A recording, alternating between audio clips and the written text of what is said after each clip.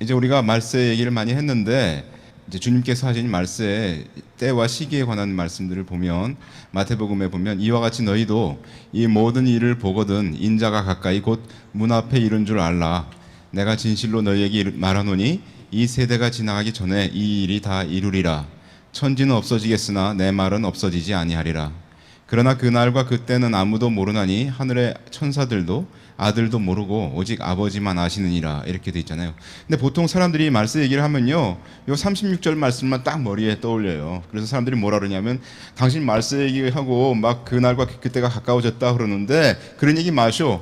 그건 비성경적입니다. 왜냐하면 성경에 아무도 그날과 그때는 모른다고 주님이 말씀하지 않았습니까? 그래서 36절 말씀만 생각해요. 근데 그렇지 않습니다. 이 36절 말씀은 33절 말씀에 연이어서 나온 말씀이거든요. 근데 33절 말씀 여기 보면 무슨 말씀이냐 하면 재림의 시기를 알라고 주님이 우리에게 말씀하신 거예요. 그러니까 그 말씀 뭐냐면 재림 때가 되면은 재림의 시기를 일반적으로 알 수 있는 건데 콕 집어가지고 그날과 그때. 요번에 그 해롤드 캠핑인가 그 90세 된 그 이상한 할아버지가 5월 21일 날 말세가 된다고 그랬잖아요. 그렇게 계산하지 말라는 거죠. 주님 말씀은. 그 사람은 무조건 틀린 거예요.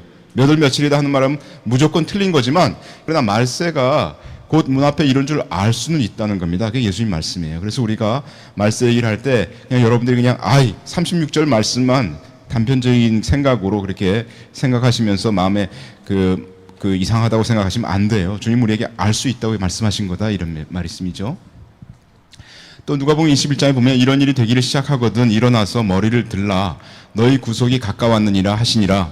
이에 비유로 이르시되 무화과 나무, 보통 이 무화과 나무는 그 이스라엘이라고 사람들이 해석을 합니다. 근데 그게 그럴 수도 있고 아닐 수도 있어요. 왜냐하면 모든 나무를 보라 하고 또 말씀하셨기 때문에 무화과 나무가 꼭 이스라엘을 얘기한다고 보지 않을 수도 있어요. 하여튼 싹이 나면 너희가 보고 여름이 가까운 줄 자연이 아나니 이와 같이 너희가 이런 일이 나는 것을 보거든 하나님의 나라가 가까운 줄을 알라.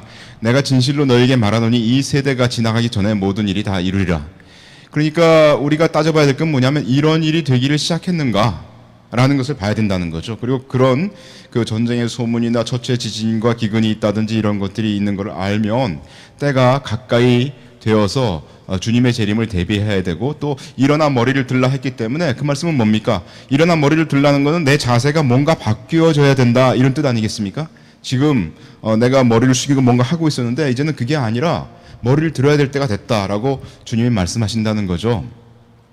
또 데살로니가 전서에 보면 형제들아 때와 시기에 관하여는 너희에게 쓸 것이 없음은 주의 날이 밤에 도적같이 이룰 줄을 너희 자신이 자세히 알미라. 저희가 평안하다 안전하다 할 그때에 잉태된 여자에게 해산 고통이 이름과 같이 멸망이 호련히 저희에게 이르리니 결단코 피하지 못하리라. 형제들아 너희는 어두움에 있지 아니하매 그날이 도적같이 너희에게 임하지 못하리니 너희는 다 빛의 아들이요 낮의 아들이라. 우리가 밤이나 어두움에 속하지 아니하나니 그러므로 우리는 다른 이들과 같이 자지 말고 오직 깨어 근신할지라. 이렇게 했어요. 이 말은 뭐냐면은 우리가 때와 시기에 관해서는 알 수 있다는 겁니다. 근데 그 때가 언제냐면 남들이 평안하다 안전하다 할 그때예요. 예. 이상하죠? 이게 무슨 말인지 잘은 모르겠지만 그 주님이 오실 때가 되면 첫째 지진과 기근이 있어요. 지금 보면 첫째 지진과 기근이 있거든요. 바로 우리 옆나라 일본도 지진이 일어나서 지금 난리 아닙니까? 그런데 우리는 지금 어떻게 느끼냐면 평안하다고 느낀다는 거예요. 그러니까 제 말씀은 무슨 말씀이냐면 세계 최초에 평안하다고 생각하는 사람도 있고 지금 막 전쟁이 일어나고 지진이 일어나고 이런 걸 겪는 사람들도 있고 막 온갖 여러 가지 양상이 혼잡해 있는 상황일 때 주님이 오신다. 이렇게 얘기할 수 있다는 겁니다. 그래서 우리가 생각할 때 야 자동차도 멋지고 뭐 맨날 번뜩번뜩한 건 그 자동차도 멋지게 날아가고 교통 질서도 잘 되고 이게 어떻게 말쓰냐 이렇게 생각할 때가 있어요. 저도. 그런데 그렇게 생각할 때 그 주님이 오실 그런 나라도 있다는 겁니다. 또는 이 부분을 우리가 어떻게 볼 수 있느냐 하면은 7년 환란 동안에 전반 3년 반 동안에는 평안이 있을 것이다라고 우리가 볼 수 있기 때문에 그때를 말하는 것이라고도 생각할 수 있겠습니다. 우리는 그러나 밤에 도적같이 우리에게는 이른다는 것을 세상에 이른다는 걸 알고 있기 때문에 우리에게는 그렇게 임하지 못한다. 도적같이 임하지 못한다 하고 주님이 말씀하시고 있다는 거죠. 기도하며 깨어있는 자는 재림의 징조를 알므로 주님의 날이 가까움을 보고 준비할 수 있다. 이런 얘기고요. 그렇지 않으면 세상이 잘 돌아가고 있다고 생각하게 된다는 겁니다. 그런 자는 주의 날이 갑자기 이르렀다고 생각하겠죠. 그죠? 준비하지 않고 있다가는 그렇게 된다는 거죠. 그런 자는 평안하다, 안전하다고 할 때 주의 날이 갑자기 이르게 되고요. 지금 현재 아프리카와 중동 그리고 유럽의 사태를 피부로 느끼지 못하지 않습니까? 우리나라에는 뉴스에는 이게 잘 안 나와요. 그래서 우리가 유튜브에 이런 사건을 자꾸 올리고 있습니다. 지금 그 중동 쪽은 난리가 많이 나지 않았습니까? 그리고 예측하기는 그것이 유럽으로 퍼져간다고 벌써 몇 달 전에 사람들이 그 얘기를 했는데 지금 유럽으로 퍼져나가기 시작했어요. 그래서 여러분들 우리나라 뉴스에는 잘 안 나옵니다. 근데 그것이 또 퍼져나간 다음에는 미국으로 올 거다라고 지금 예상하고 있습니다. 근데 미국에서도 그런 징조가 지금 보이고 있어요. 계시록 1장 이 예언의 말씀을 읽는 자와 듣는 자들과 그 가운데 기록한 것을 지키는 자들이 복이 있나니 때가 가까움이라. 보라 내가 속히 오리니 이 책의 예언의 말씀을 지키는 자가 복이 있으리라 하더라. 우리 계시록이 무섭게 느껴질 때 주님의 말씀을 상기해야 됩니다. 왜냐하면 주님은 계시록을 통해서 우리가 복이 있도록 하셨다는 겁니다. 우리에게 무서움을 주려고 한 것이 아니라 때를 알게 하시고 주님의 그 복된 약속 휴거를 기다리도록 준비하도록 하신다는 거죠. 그리고 주님의 말씀을 읽고 듣고 지켜야 된다라고 말씀하셨습니다. 재림이 임박했을 때 계시록을 통해서 우리의 해야 할 일과 주님의 안위하심을 볼 수 있어야 합니다. 그래서 보면은 이게 그 노멀시 바이어스라고 있어요. 이게 뭐냐면 정상화 편견이라고 우리나라 말로는 돼 있는데 이게 뭐냐면 나만은 괜찮겠지 하는 그런 그 생각입니다. 막 지하철에 불이 났어요. 그런데 그리고 거기서 막 연기가 올라와요. 그런데 지하철을 타려고 내려가는 사람이 있습니다. 그런 사람이 바로 노멀시 바이어스에 걸린 사람이다 이렇게 얘기를 하는 거죠. 나는 괜찮을 거다 이런 얘기. 막 지금 난리가 났는데 지금 보세요. 지금 우리 상황이 그런 상황입니다. 만약 마음속에 지금 참 평안하다 이렇게 생각하는 사람이 있다면 노멀시 바이어스에 걸린 거예요. 지금 옆 나라는 불이 붙었거든요. 지금 난리도 아니거든요. 사람들이 막 죽어나가고 있거든요. 그런데 우리는 평안하다고 생각하고 있다면 노멀시 바이어스에 걸린 거예요. 9.11 사태 때 비행기가 건물에 부딪혔을 때 컴퓨터를 끄고 가방을 챙겨야겠다고 생각하는 사람이 바로 정상화 편견에 붙잡힌 사람이랍니다. 그런 사람이 실제로 있었다는 거예요. 시대의 징조를 알고 주님의 오심을 대비해야 되고요. 일본 그 고베 대지진이 났을 때 제가 한번 말씀드렸는지 모르겠는데 그때 고베 대지진 전에 어느 자매님이 일본에 가셔가지고 그 일본 고베에 대지진이 난다고 주님이 저에게 보여주셨습니다. 그래서 그 얘기를 했어요. 예언을 했어요. 그랬더니 거기 일본 고베에 있던 그 형제들이 전부 회개를 했습니다. 회개하고 이 자매한테 부탁하기를 우리가 지진이 났을 때 우리 집이 평안할 수 있도록 안전할 수 있도록 기도해 주시오. 이렇게 해가지고 이 자매님이 그 형제들 집에 다 가가지고 문에다가 기름을 바르면서 기도를 해줬대요. 그리고 나서 일본 고베 대지진이 났는데 그때 그 기름을 바른 그 집만 살아남았다고 합니다.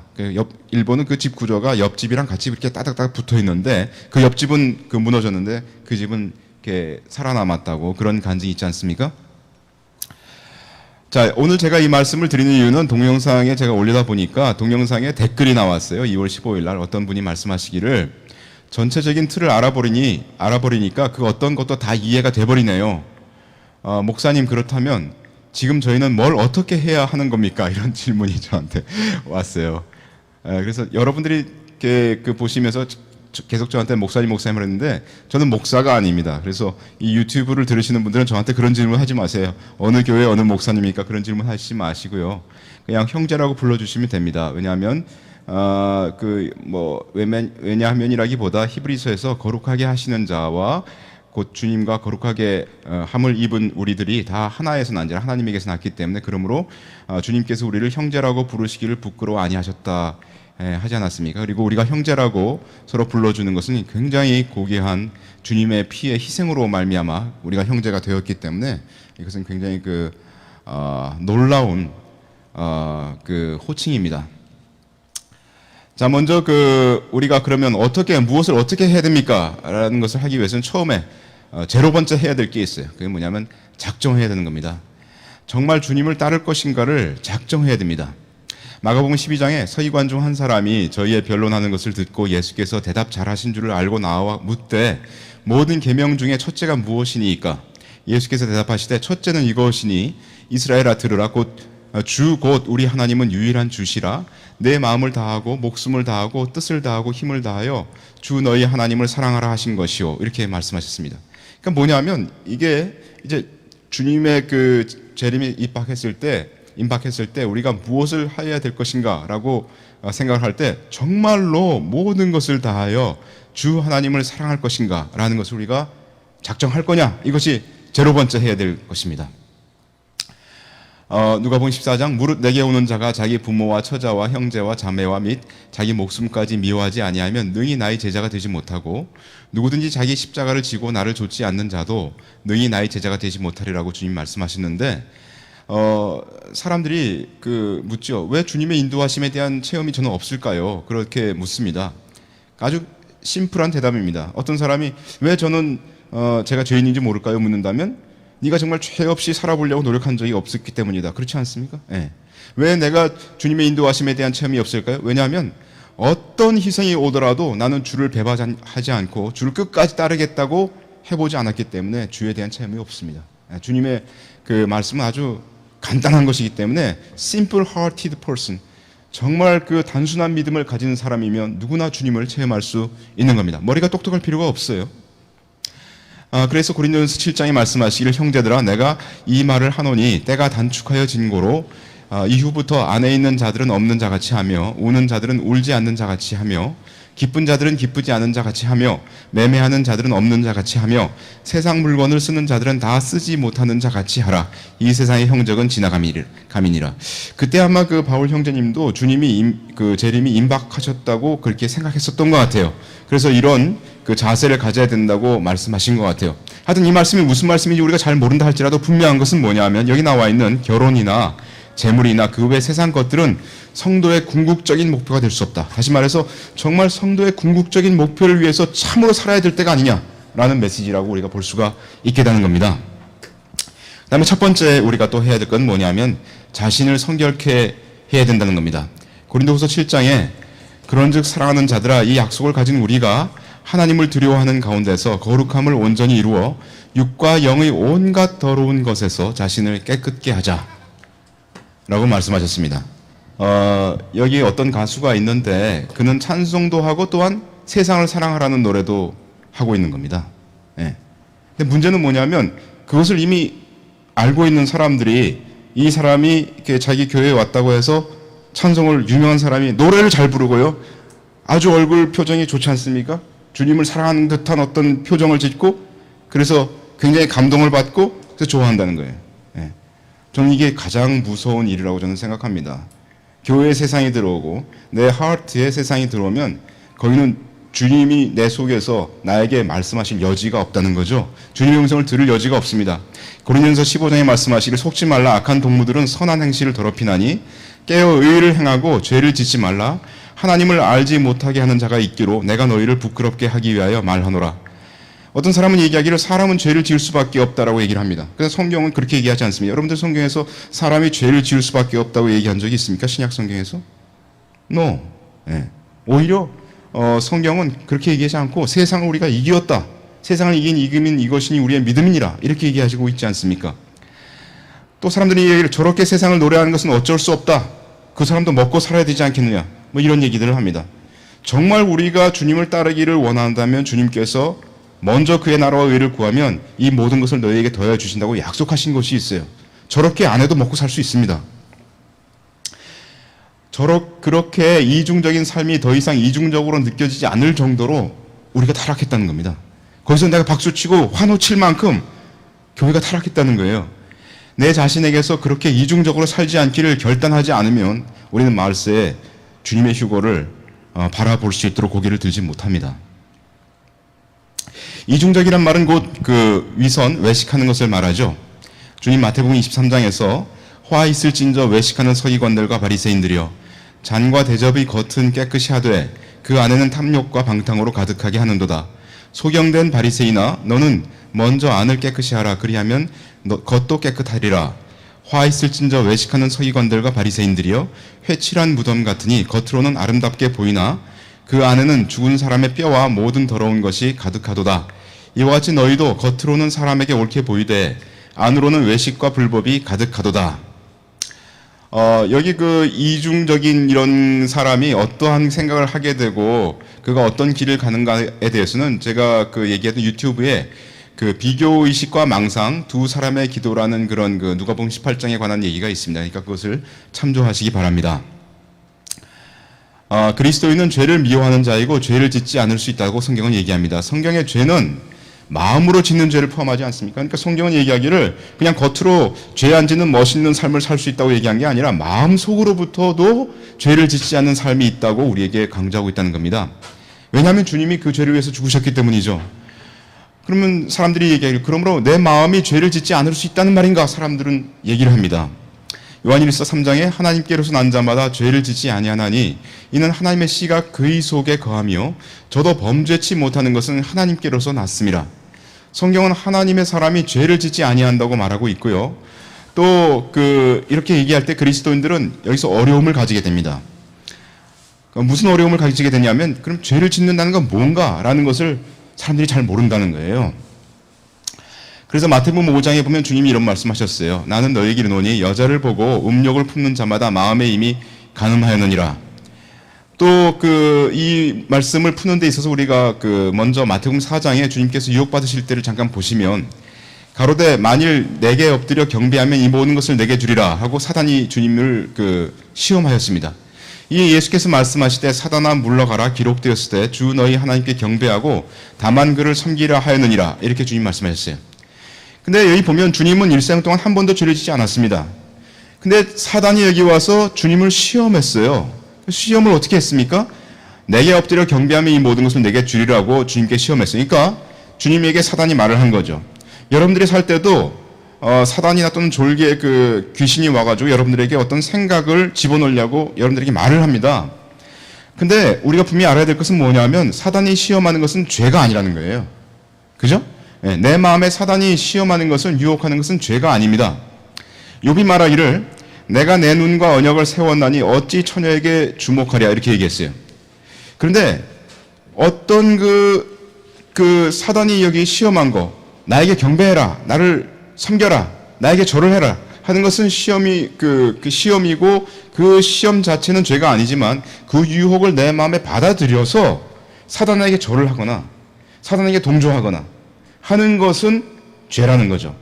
그러니까 우리가 분명히 알아야 될 것은 뭐냐면 시험 자체는 죄가 아니지만 그 유혹을 내 마음에 받아들여 동의하고 의지를 합쳐서 내가 여기 처녀에게 주목하면 그러면 죄를 짓는 거다 라고 얘기를 할 수 있습니다. 우리 보통 얘기하는 말 중에 새가 내 머리 위에 막 날아가게 할 수는 있지만 그럴 수는 있지만 내 머리 위에 둥지를 틀게 할 수는 없다 이렇게 말하지 않습니까? 그래서 유혹이 오는 것은 어쩔 수 없지만 유혹은 올 수 있어요. 예수님도 유혹당하지 않았습니까? 시험당하지 않았습니까? 그러나 그것을 내가 동의하고 내 마음속에 받아들이는 것은 그것은 바로 죄다. 그것은 있을 수 없다. 이런 얘기입니다. 그러니까 많은 사람들이 유혹이 오는 것 자체를 죄라고 생각해요. 저도 옛날에 어렸을 때 나에게 왜 이런 유혹이 올까? 예수님 믿은 다음에 난 예수님 믿은 다음에 유혹을 한 번도 받질 않았었어요. 여러분들 거짓말이라고 생각할지 몰라도 한 2-5달 정도는 주님 보호해 주셨는지 유혹이 한 번도 오지 않았습니다. 아예 잘못된 생각 한 번도 하지 않고 지냈어요. 제 양심 속으로. 하나님 앞에서는 그렇다고 얘기할 수는 없죠. 그러나 제가 제 양심을 비춰봤을 때 그랬습니다. 그런데 어느 날 갑자기 유혹이 한 번 왔어요. 그래서 깜짝 놀랐습니다. 내가 왜 죄를 짓고 있나 저는 그렇게 생각했어요. 그건 죄가 아닙니다. 그건 유혹이 왔을 뿐이죠. 그래서 내 마음속에 받아들이는 게 죄인 거죠. 귀신도 하나의 의지를 가진 주체입니다. 내가 진정으로 주님을 따르고자 하는데 나의 의지와는 틀린 다른 생각이 계속 온다면 그것은 바로 귀신의 생각이에요. 그래서 두 의지가 충돌하게 됩니다. 여러분, 제가 예수님 믿고 나서 어떤 이상한 유혹이 왔어요. 그 유혹이 왔을 때 저는 깜짝 놀랐습니다. 내가 왜 죄를 지을까? 라고 생각했습니다. 첫 번째로 제가 잘못된 건 뭐냐면 그게 내 생각인 줄 착각한 것이 잘못된 거예요.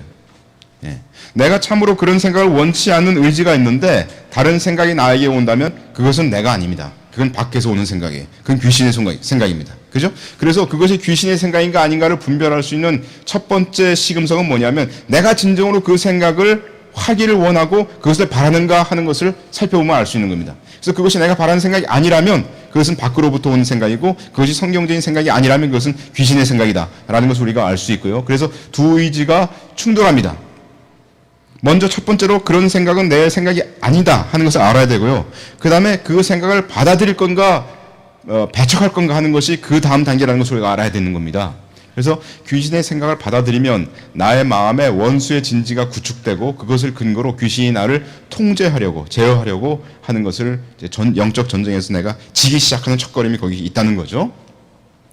이 그림을 보시면 밖에서 유혹의 생각이 들어오고요. 우리 속에 하나님의 영이 우리의 영과 함께 이렇게 거하시고 우리의 혼이 있고 그리고 우리의 육체가 밖에 있습니다. 그런데 유혹의 생각이 우리의 혼에 우리 생각에 유혹의 생각이 들어온다는 거죠. 이게 여기 방패가 있어야 되는데 이 방패가 혼 주위에 이렇게 있어야 되는데 방패가 뚫린 거죠. 생각을 받아들인 겁니다.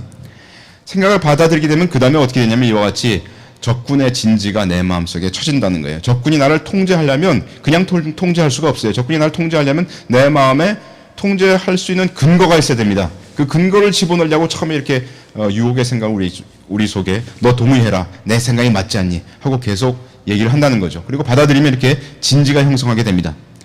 그리고 그 진지가 형성되면 내가 그 생각을 받아들였기 때문에 그게 내 생각이 되지 않습니까? 그게 내 생각이 되면 그때 내가 그 나쁜 생각에 동의를 했기 때문에 내 육체가 내 마음을 순종해서 나쁜 짓을 하게 된다는 거죠. 그렇게 된다는 겁니다. 이게 이제 통상적으로 우리가 유혹을 받고 죄를 짓는 과정이다 이렇게 생각할 수가 있습니다. 그런데 만약에 우리가 하나님의 말씀으로 되어 있으면 차 있으면 우리 아시는 것처럼 주님이 하나님의 말씀으로 다만 하나님을 섬기겠다 이렇게 하나님의 말씀으로 그 사단을 배척하지 않았습니까? 그래서 하나님의 말씀이 우리에게 있으면 유혹의 생각에 대한 방패가 여기 쳐지는 겁니다. 이것을 우리가 성경에서 믿음의 방패다. 하나님의 말씀을 진정으로 내가 믿는다면 믿음의 방패다라고 얘기할 수 있어요. 그래서 마태복음 4장에서 우리 아는 것처럼 예수께서 대파에 가라사대 기록되었으되 말씀하셨으되 사람이 떡으로만 살 것이 아니요 하나님의 입으로 나오는 모든 말씀으로 살 것이라 하였느니라 하시니 예수님께서 마귀의 시험을 하나님의 말씀으로 물리치셨습니다. 그러므로 우리는 말씀을 읽고 특히 그 젊은 형제 자매들은 암송하는 것에 주의해야 됩니다. 말씀대로 순종할 것을 우리가 결정해야 됩니다. 실질적으로 우리가 제안을 하자면 내비게이터 성경 암송 69절은 기본입니다. 이제부터 뭘 해야 되나요? 하고 이제 여쭤봤던 그 유튜브의 그 구독자님께서는 신앙서점에 가셔서 내비게이터 성경 암송도를 가지고 오셔서 지금부터 외우시기 바랍니다. 내비게이터 69절은 12구절씩 5개 주제로 되어 있죠. A는 새로운 삶이고 B는 그리스도를 전파함이고 그리고 이 그리스도를 전파함이 그 12구절인데 이것을 외우시면 전도를 이제 초보적인 전도를 하실 수가 있습니다. 전도할 때 사용할 수 있고요. 하나님을 의뢰함이 C파트고 D파트는 그리스도의 제자의 자격이고 이 파트는 그리스도를 닮아감이죠. 그래서 이제 외우실 때 A 새로운 삶 첫 번째 1 중심 되신 그리스도 고린도후서 5장 17절 그런즉 누구든지 그리스도 안에 있으면 새로운 피조물이라 이전 것은 지나갔으니 보라 새 것이 되었도다 라고 입에서 이렇게 굴러갈 정도로 딸딸 외우셔야 됩니다. 그래서 반복해서 외우셔서 저 같은 경우는 처음부터 외우다가 중간에 한 토시가 틀리면 처음부터 다시 외웠어요. 그렇다면 그렇게 해서 처음부터 끝까지 토시 한 번도 틀리지 않고 딸딸딸 입에서 그냥 내가 생각하지 않아도 그냥 굴러갈 정도로 외워지면 그 다음에 20년이 지나도 안 잊어먹습니다. 제가 외운 지 30년이 지났는데 안 잊어먹었습니다. 말씀을 외우면 어떤 상황이 발생했을 때 그 말씀이 튀어나옵니다. 요한복음 16장에 주님 말씀하시기를 오직 너희에게 이 말을 이루는 것은 너희로 그때를 당하면 내가 너희에게 이 말 한 것을 기억나게 하려 함이요 처음부터 이 말을 하지 아니한 것은 내가 너희와 함께 있었음이니라. 그 말씀을 순종하면서 주님의 인도하심을 받게 됩니다. 시편 119편 다 아는 말씀이죠. 주의 말씀은 내 발의 등이요 내 길의 빛이나이다.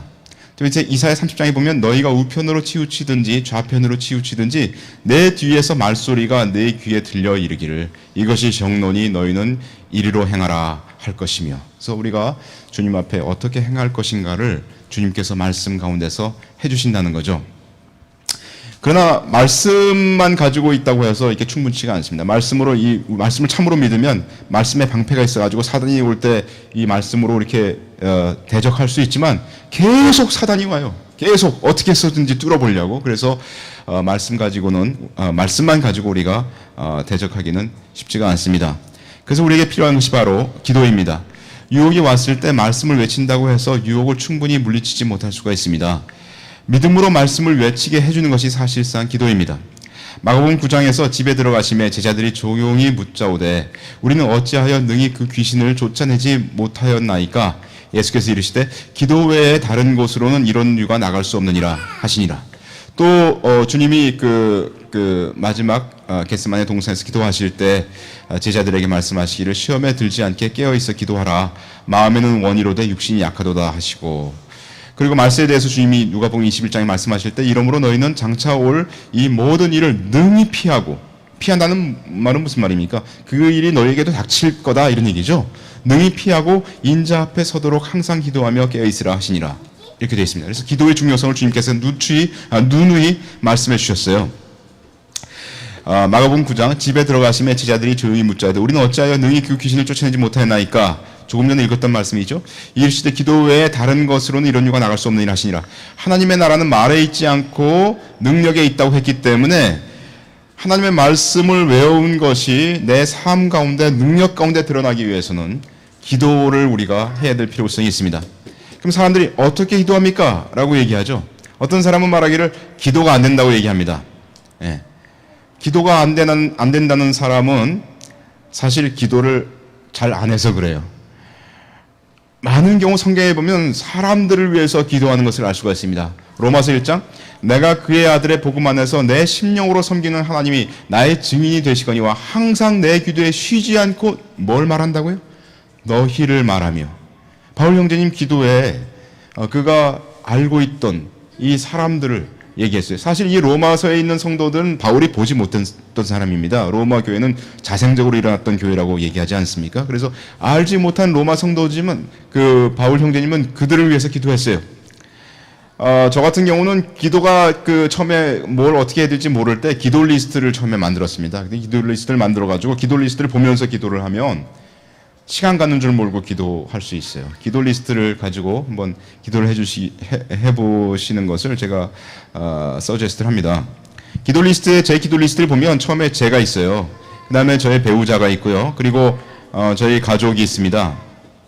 여기 가족에 보면 뭐 우리 자녀들하고 뭐 우리 아버님, 어머님, 우리 장모님, 장인 어르신 또 뭐 그 외 그 동생 뭐 다 들어가 있습니다. 여기. 그러니까 교회에 보면 이게 교회 이제 그 장로 형제들부터 시작해가지고 쭉 그 형제들이 들어가 있습니다. 그리고 전도 대상자 이렇게 들어가 있습니다. 그리고 이걸 다 하면요 한 3시간쯤 걸려요. 그 옛날에 젊을 때는 3시간씩 했는데 지금 3시간씩은 못하고 이 나눠서 이렇게 하고 있습니다. 등 사람들 이름을 쓴 기도 리스트를 작성하고 그것을 보면서 기도를 합니다. 사람들을 만나면 그들의 기도 제목이 무엇인지 묻거나 알아야 됩니다. 그래야 기도 제목이 업데이트 되지 않습니까? 물론 기도 제목을 다 여기다 쓰지 않고 제가 그냥 외워서 기도를 하지만 그렇게 하고 있습니다. 평상시 기도는 아침엔 기도가 있고요. 또 평상시에 기도가 있습니다. 평상시 기도라는 것은 여기 그 에베소 6장에 말씀하신 것처럼 모든 기도와 간구로 하되 무시로 모든 시간에 성령 안에서 기도하고 이를 위하여 깨어 구하기를 항상 했으며 여러 성도를 위하여 구하고 이렇게 되어 있습니다. 기도하는 건 뭐냐면 다시 말해서 나의 능력으로 행하지 않고 주님의 능력으로 행하겠다는 것을 주님께 의탁하는 것이 기도입니다. 그리고 유혹이 왔을 때 그 기도를 우리가 물리치는 거죠. 다시 말해서 저 같은 경우는 이렇습니다. 항상 기도하라는 게 그런 겁니다. 예를 들어서 제가 어떤 사람을 만나요. 사람 만나서 어떤 얘기를 하게 되어 있습니다. 그러면 만나기 전에 또 만나는 도중에 그를 위해서 기도하고 이 상황을 위해서 주님 앞에 의탁합니다. 주님께서 이 상황을 인도해 달라고 제가 할 말을 달라고 그렇게 기도를 하죠. 또 유혹이 왔을 때 유혹이란 건 뭡니까? 생각으로 온다고 하지 않았습니까? 이 말씀은 성경적인 말씀이 아닌데 또는 이 말씀은 나에게 죄를 짓도록 하는 어떤 말씀인데 하는 것이 저에게 생각이 온다면 그것이 귀신의 생각인 줄 알므로 저는 제 마음속에서 사단아 물러가라 라고 기도합니다. 어떤 상황에서 마음속으로 하나님의 인도를 바라는 것이 바로 무시로 깨어서 기도하는 것이라고 저는 생각합니다. 그리고 식기도할 때 저는 3년 동안 기도한 적이 있었어요. 식기도 똑같은 제목으로. 그 뭐냐면 아침 저녁 식기도하는 게 참 좋습니다. 아침 점심 저녁 최소한 3번은 우리가 짧게 기도할 수 있는 때니까 그때 제가 기도한 게 뭐냐면 주님 저를 겸손한 자가 될 수 있도록 기도해 주십시오. 그래서 3년간 저는 기도를 했어요. 여러분 짧은 식기도지만 10초씩 3번 30초씩 3년간 기도하면 그것도 꽤 기도가 되는 겁니다. 그래서 보면 여러분들이 그 기도를 하게 되면 이 영이 그 우리의 혼을 지배하게 되면 우리 생각을 지배하게 된다는 거죠. 생각을 지배하게 되고 그렇게 될 때 이제 마귀의 어떤 그 유혹이 이 믿음의 방패를 뚫지 못하고 튕겨나가게 됩니다. 우리가 믿음의 방패가 아주 단단하게 그 철로 만들어진 게 돼가지고요. 이게 된다는 거죠. 그래서 말씀과 기도가 있을 때 이와 같이 마귀의 유혹이 이제 쉽게 물리치는 그런 경향이 생긴다 하는 것을 알 수가 있고요. 그 다음에 이제 그리스도인은 혼자 사는 도사가 아닙니다. 그리스도인은 도사가 절대 되어서는 안 되고 도사가 되려고 하는 소망도 품어서는 안 됩니다. 예를 들어서 내가 정말 엄청난 말씀의 능력을 받아가지고 수많은 사람 앞에서 엄청난 그 능력을 행해가지고 그 사람들이 완전히 변화되도록 하는 그런 멋진 사람이 됐으면 좋겠다. 그런 사람이 되지 못합니다. 그죠? 그래서 도사는 자신을 전부라고 생각하지만 그리스도인은 자기가 지체, 여러분들 요새 보면 자동차 부속품 같은 거 파트라고 하지 않습니까? 우리가 파트입니다. 파트라는 것을 아는 것이 바로 그리스도인입니다. 자신이 지체, 파트인 것을 알수록 주님이 전부 되시는 것을 알기 때문이죠. 그죠? 거기는 헬라인과 유대인이나 할레당과 무할레당이나 야인이나 수구디아인이나 종이나 자유인이 분별이 있을 수 없나니 오직 그리스도는 모든 것이시요 또 모든 것 안에 그리스도께서 계시니라 이렇게 되어 있습니다. 그래서 그리스도께서 만유이시고 주님이 전부 되심을 아는 자만이 주님을 높이실 수가 있는 것이기 때문입니다. 두 사람이 한 사람보다 나음은 저희가 수고함으로 좋은 상을 얻을 것임이라. 혹시 저희가 넘어지면 하나가 그 동물을 붙들어 일으키려니와 홀로 있어 넘어지고 붙들어 일으킬 자가 없는 자에게는 화가 있으리라. 주님께서 우리를 파트로 부르신 이유는 함께 일하는 것을 배우게 하시려고 하기 때문이죠. 상대를 용납하는 것을 배워야 됩니다. 사랑이란 게 뭡니까?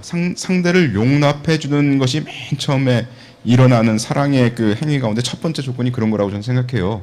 상대를 용납하고 자신의 생각과 자신의 뜻을 꺾는 것, 그런 것을 부인하는 것을 배우는 것이 바로 교제입니다. 그래서 교제는 반드시 우리가 주님을 배워나갈 때 가져야 될 것이죠. 그런데 누구와 교제할 건가를 성경은 얘기하고 있습니다. 또한 내가 청년의 정욕을 피하고 주를 깨끗한 마음으로 부르는 자들과 함께 의와 믿음과 사랑과 화평을 조치라고 했습니다. 주를 깨끗한 마음으로 부르는 자들과 함께 해야 된다고 성경은 얘기하기 때문에 여기서 보면 말이죠. 내가 청년의 정욕을 피하고 하지 않았습니까? 성경은 자신의 약한 부분은 피하도록 해야 된다고 말씀하고 있습니다. 그거를 부딪혀가지고 극복해야 되는 것이 아니에요. 제가 우스갯소리로 하는 얘기지만 저희 아파트에 하루는 아파트 관리인이 관리소에서 전화가 왔어요. 그죠? 당신 국가유공자죠? 하고 전화가 왔다고 하지 않았습니까? 국가유공. 저는 너무나 기분이 좋았어요. 내가 어떻게 날마다 이렇게 나가서 사람들에게 전도하는 거를 국가유공으로 이제 우리나라가 받아들이기 시작했구나 이렇게 생각을 했어요. 근데 그게 아니고 물어보니까 당신 집에 TV가 없다 이거지. 국가유공자는 TV 세를 안 낸대요. 예. 그래서 저는 국가유공자가 아니라 우리 집에 TV가 없습니다. 그렇게 얘기했어요. 그랬더니 거짓말이래 날 보고. 그럴 리가 없대. 우리나라 사람이 TV 없는 집이 어디냐. 그래서 제가 그랬죠. 정말 TV 없거든요. 와서 보세요. 그랬어요. 그럼 와서 본대. 그러더니 안 오더라고요. 근데 왜 제가 TV를 없앴습니까? 제가 TV 광이기 때문입니다. 예? 제가 TV에 약하기 때문이에요. 그래서 성경은 우리가 도사가 되라고 한 게 아니에요. 그걸 피하라고 한 겁니다. 예? 그래서 자신의 약한 부분은 피하도록 해야 되는 거고요. 부딪혀서 극복하는 게 아닙니다. 우리는 극복하는 게 아니에요. 피할 수 있으면 피하고요. 그죠? 그리고 우리가 거룩한 무리와 함께 하라고 한 겁니다. 어떻게 함께 할 수 있는 겁니까? 당연히 내가 먼저 그런 깨끗한 마음으로 주를 부르는 자가 되어야만 그런 자들과 함께 할 수 있죠. 그렇지 않겠습니까? 모든 사람으로 더불어 화평함과 거룩함을 조치라. 이것이 없이는 아무도 주를 보지 못하리라. 이것이 뭔지 압니까? 여기 보면 여러분들 생각에는 화평함과 거룩함이라고 생각할 수 있지만 그게 아닙니다. 여기 보면 이것이 단수입니다. 단수. 단수는 바로 여기 거룩함을 얘기해요. 예. 물론 화평함도 매우 중요하지만 거룩함 빼놓고는 아무도 주를 볼 수가 없습니다. 그죠? 너희는 스스로 조심하라. 그렇지 않으면 방탕함과 술 취함과 생활의 염려로 마음이 둔하여지고 뜻밖의 그날이 덫과 같이 너희에게 임하리라. 이 날은 온 지구상에 거하는 모든 사람에게 임하리라. 방탕한 삶을 살면 주님의 재림의 징조를 볼 수가 없습니다. 마음이 둔하여지기 때문에 그렇다고 얘기하죠. 그래서 우리는 교제할 사람을 찾아냅니다. 고린도서 5장에 보면 내 말은 스스로 믿음의 형제라고 내세우면서 성적인 범죄에 빠져 있는 자나 탐욕을 일삼는 자나 사기꾼이나 우상 숭배자나 술주정꾼이나 모독적인 말을 입에 담는 자들과 상종하지 말라는 뜻입니다. 그런 자와 함께 음식도 먹지 마십시오. 네, 그렇게 되어 있습니다. 같이 하지 말아야 할 자를 분명히 해야 됩니다. 왜냐하면 내가 참으로 거룩하게 살려고 한다면 이 거룩하게 하지 못할 그런 상황에서 빠져나와야 됩니다. 그죠? 같이 하지 말아야 할 자를 분명히 해야 되고요. 나의 약한 부분에 형제들의 도움을 받아야 됩니다. 그에게서 온 몸이 각 마디를 통하여 도움을 입음으로 연락하고 상합하여 각 지체 분량대로 역사하여 그 몸을 자라게 하며 사랑 안에서 스스로 세우느니라. 여기 보면 그 온 몸이 서로 연락하고 서로 상합해서 스스로 그리스도의 몸을 자라게 한다고 돼 있어요. 그러니까 이건 형제들의 도움을 받아야만 자란다는 겁니다. 교제 없이는 우리가 영적으로 성장할 수 없다라고 성경은 얘기하고 있는 거죠. 에베소 4장 25절 그런즉 거짓을 버리고 각각 그 이웃으로 더불어 참된 것을 말하라. 이는 우리가 서로 지체가 됨이니라. 참된 것을 말하는 것은 정말 쉽지 않습니다. 여러분들 요번에 조선일보에 지난달에 이런 기사가 나왔어요. 어떤 독일 기자입니다. 이 독일 기자인가 뭔가 하는 사람이 자기가 거짓말 안 하고 살아보려고 생각을 했대요. 그래서 자기가 먼저 거짓말을 하루에 몇 번 하는가 카운트 해봤대. 그랬더니 몇 번 하는 줄 아세요? 제가 잘 기억은 안 나는데 200 몇 번 하더라고요. 자기가 평균. 예. 그래서 거짓말을 안 하겠다 하고 작정하고 살아봤어요. 그랬더니 자기가 친구 부인을 만나가지고 거짓말 안 해야 되니까 이런 얘기를 했대요. 당신 남편이 지금 바람 피고 있어 하고 얘기를 했대요. 그래가지고 자기 친구한테 얻어맞았대. 예? 거짓말을 안 하게 돼가지고. 그래서 거짓말을 안 하면 여러분들 굉장히 얻어맞을 일이 많다는 겁니다. 예, 여러분들 정직하는 게 쉬운 일이 아니에요. 오직 겸손할 때에만 거짓말을 안 할 수가 있는 겁니다. 거짓을 버려야 돼요. 많은 경우 많은 사람들이 사람들을 대해가지고 저 사람이 내가 이런 말을 하면은 나를 배척하지 못할 만큼의 적당한 수준으로 그 사람에게 얘기를 합니다. 그죠? 내가 배척당하지 않을 정도로. 그리고 저 사람이 적당히 기분 좋을 정도로 얘기를 합니다. 사실은 솔직한 교제는 아니죠. 자신의 잘못을 솔직히 말할 수 있어야 교제가 되는 겁니다. 이러므로 너희 죄를 서로 고하며 병 낫기를 위하여 서로 기도하라. 의인의 간구는 역사하는 힘이 많으니라 되어 있습니다. 자신의 당면한 중요한 문제들을 서로 나누고 교제해야 그것이 참된 교제라고 성경은 얘기하고 있는 거죠. 그렇게 여러분들이 교제하면 그때부터 여러분들은 성령의 충만이 뭔지 알게 돼요. 술 취하지 말라 이는 방탕한 것이니 오직 성령의 충만을 받으라. 시와 찬미와 신령한 노래들로 서로 화답하며 너희의 마음으로 주께 노래하며 찬송하며 범사의 우리 주 예수 그리스도의 이름으로 항상 아버지 하나님께 감사하며 그리스도를 경외함으로 피자 복종하라. 이 경외라는 것은 두렵고 떨면서 이 보는 걸 주님을 아는 것을 얘기하는 거 아닙니까? 그래서 우리가 우리 죄에 대해서 참으로 만약 내가 죄된 부분이 있다면 그것에 대해서 참으로 주님 앞에 두렵고 떨면서 나오고 그것이 혹자 여러분들이 스스럼 없이 나눌 수 있는 형제나 또는 스스럼 없이 나눌 수 있는 자는 여러분들 가운데 결혼한 사람이라면 배우자가 아니겠습니까? 배우자에게 하나도 숨김없이 털어내야 됩니다. 저는 우리 집사람에게 하나도 숨김없이 털어냈어요. 아담과 하와가 벌거벗었으나 참 부끄러워하지 아니하더라는 말씀이 바로 그 말씀이라고 저는 생각합니다. 그래서 우리 형제 자매님들 가까운 형제 자매님들에게 교제하시고 성령의 충만을 누리십시오. 그래서 여러분들 성령의 충만이 되면 여기 색깔이 바뀝니다. 여기 색깔이 바뀌어요. 이 그리스도의 영의 충만함이 우리 혼의 모든 것을 지배하게 되고 유혹의 것은 이제 완전히 그냥 띵띵 소리가 나면서 튕겨나가기 시작합니다. 그래서 우리나라의 유명한 이 막장 드라마들이 많습니다. 이게 뭐냐면 죄된 관계들을 설정해서 흥미를 유발시킵니다. 여러분들 세상에서 가장 유명한 상이 뭡니까?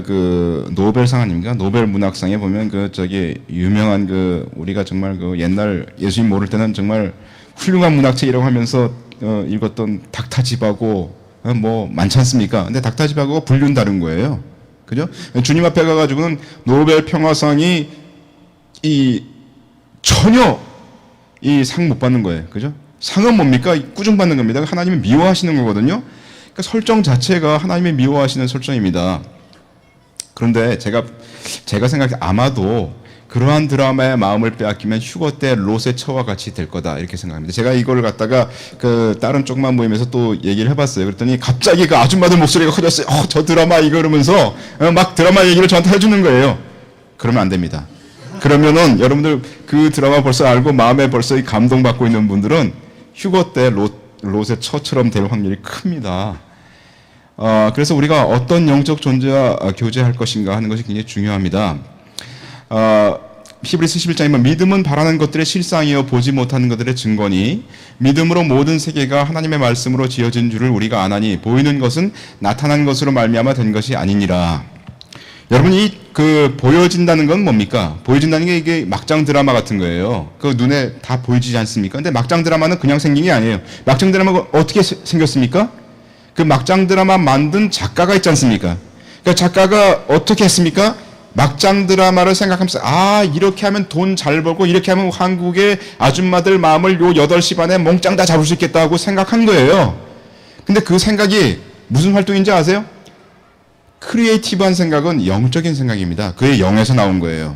근데 그 영에서 나올 때 보통은 제가 볼 때 많은 경우 밖에서 귀신의 영과 이렇게 많은 교류를 하면서 튀어나온 경우가 많이 있어요. 저는 그렇게 생각합니다. 그래서 여러분들이 막장 드라마를 볼 때 그냥 어떤 그 스토리만 보는 게 아니에요. 그 스토리를 만든 그 작가의 영과 접촉을 하고 있는 거고요. 그리고 그 작가의 영을 지배하려고 했던 귀신의 유혹, 귀신의 생각과 여러분들이 접촉을 하고 있는 거예요. 그래서 막장 드라마가 여러분들 마음속에 와가지고 헤집고 돌아다니면 그건 바로 귀신이 여러분들 마음속에 진지를 구축했다는 것과 똑같은 거예요. 그리고 여러분들은 뭐냐면 어떤 상황이냐면 아까 거기 그림에서 마귀가 이렇게 뚫고 들어온 상태입니다. 그리고 진지가 여러분들 속에 쳐져 있고 아무리 유혹에 들어와서 막 물리치려고 해도 전 안 돼요. 왜 그래요? 하고 물을 수밖에 없는 상황이 있어요. 그러면 저는 그분들에게 말씀하시면 막장 드라마 보시죠. 이렇게 되는 겁니다. 그죠? 막장 드라마를 끊어내야 되고요. 막장 드라마 끊어내는 거 쉽지 않습니다. 그래서 기도해서 물리치면서 진지를 파괴해야 되고 그래서 그 진지가 완전히 파괴될 때까지 회개하고 기도하고 물리쳐야 되는 겁니다. 그런 겁니다. 그래서 보면은 여러분들 그 영적 전쟁이 일어나고 있는 거예요. 18년 동안을 귀신 들려 앓으며 꼬부라져 조금 더 펴지 못하는 한 여자가 있더라. 예수께서 보시고 불러 이르시되 여자여 내가 네 병에서 놓였다 하시고 안수하심에 여자가 곧 펴고 하나님께 영광을 돌리는지라.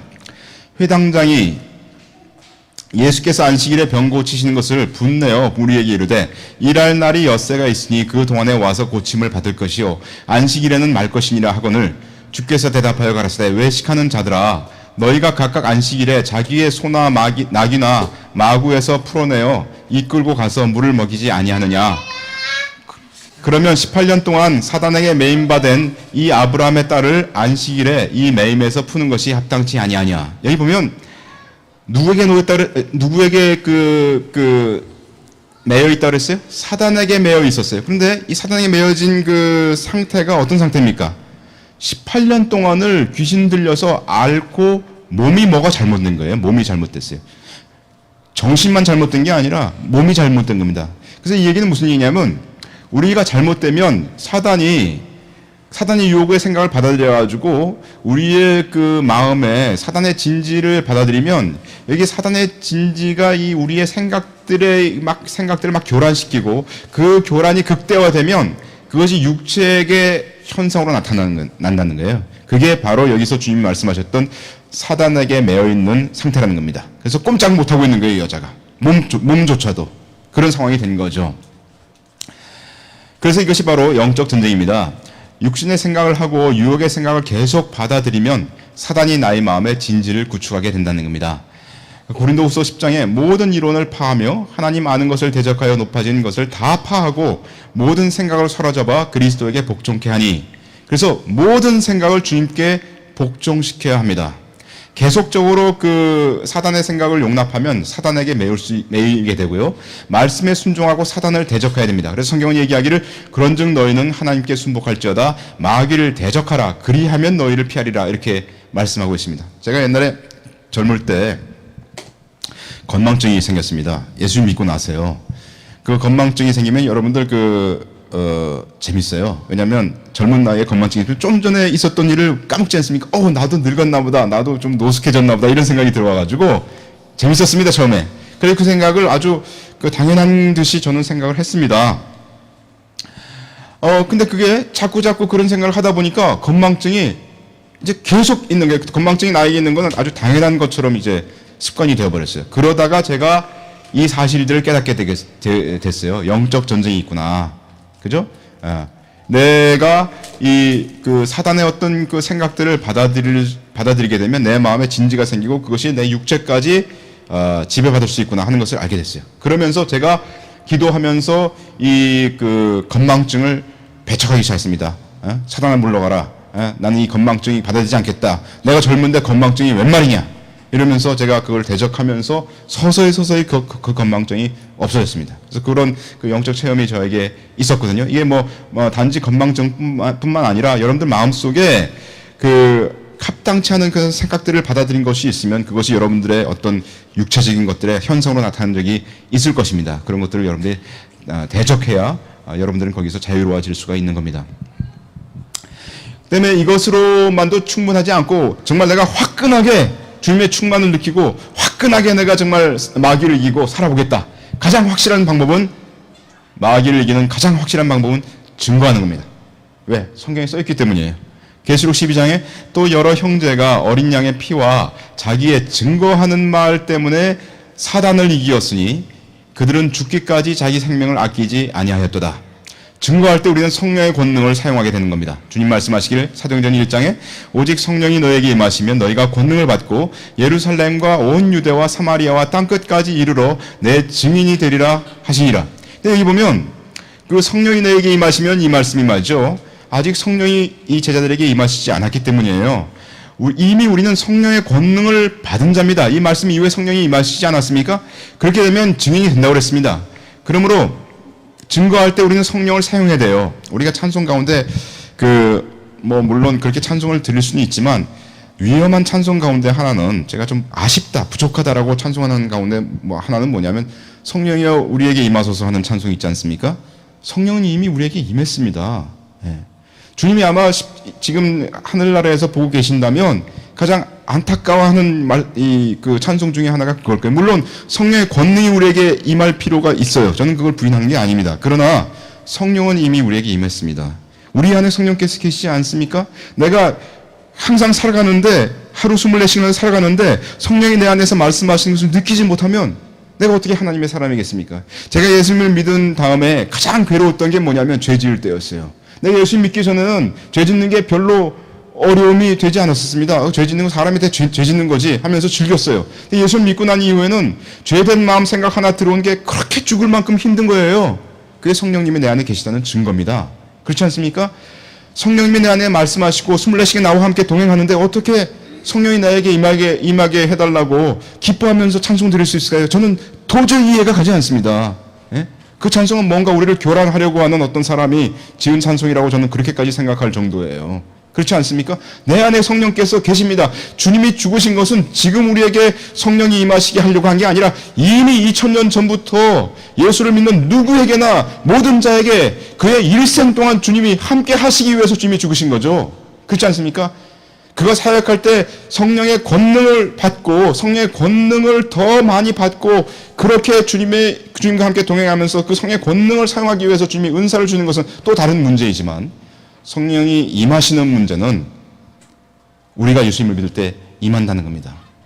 주님의 희생이 그렇게 약합니까? 우리가 간구하고 우리가 막 부르짖어야만 주님의 은혜가 우리에게 임하는 그런 정도의 희생입니까? 저는 그렇게 생각하지 않습니다. 그래서 성령의 검인 말씀을 우리는 사용해야 됩니다. 구원의 투구와 성령의 검 곧 하나님의 말씀을 가지라고 되어 있는데 여기 보면 하나님의 말씀이 곧 검이라고 되어 있습니다.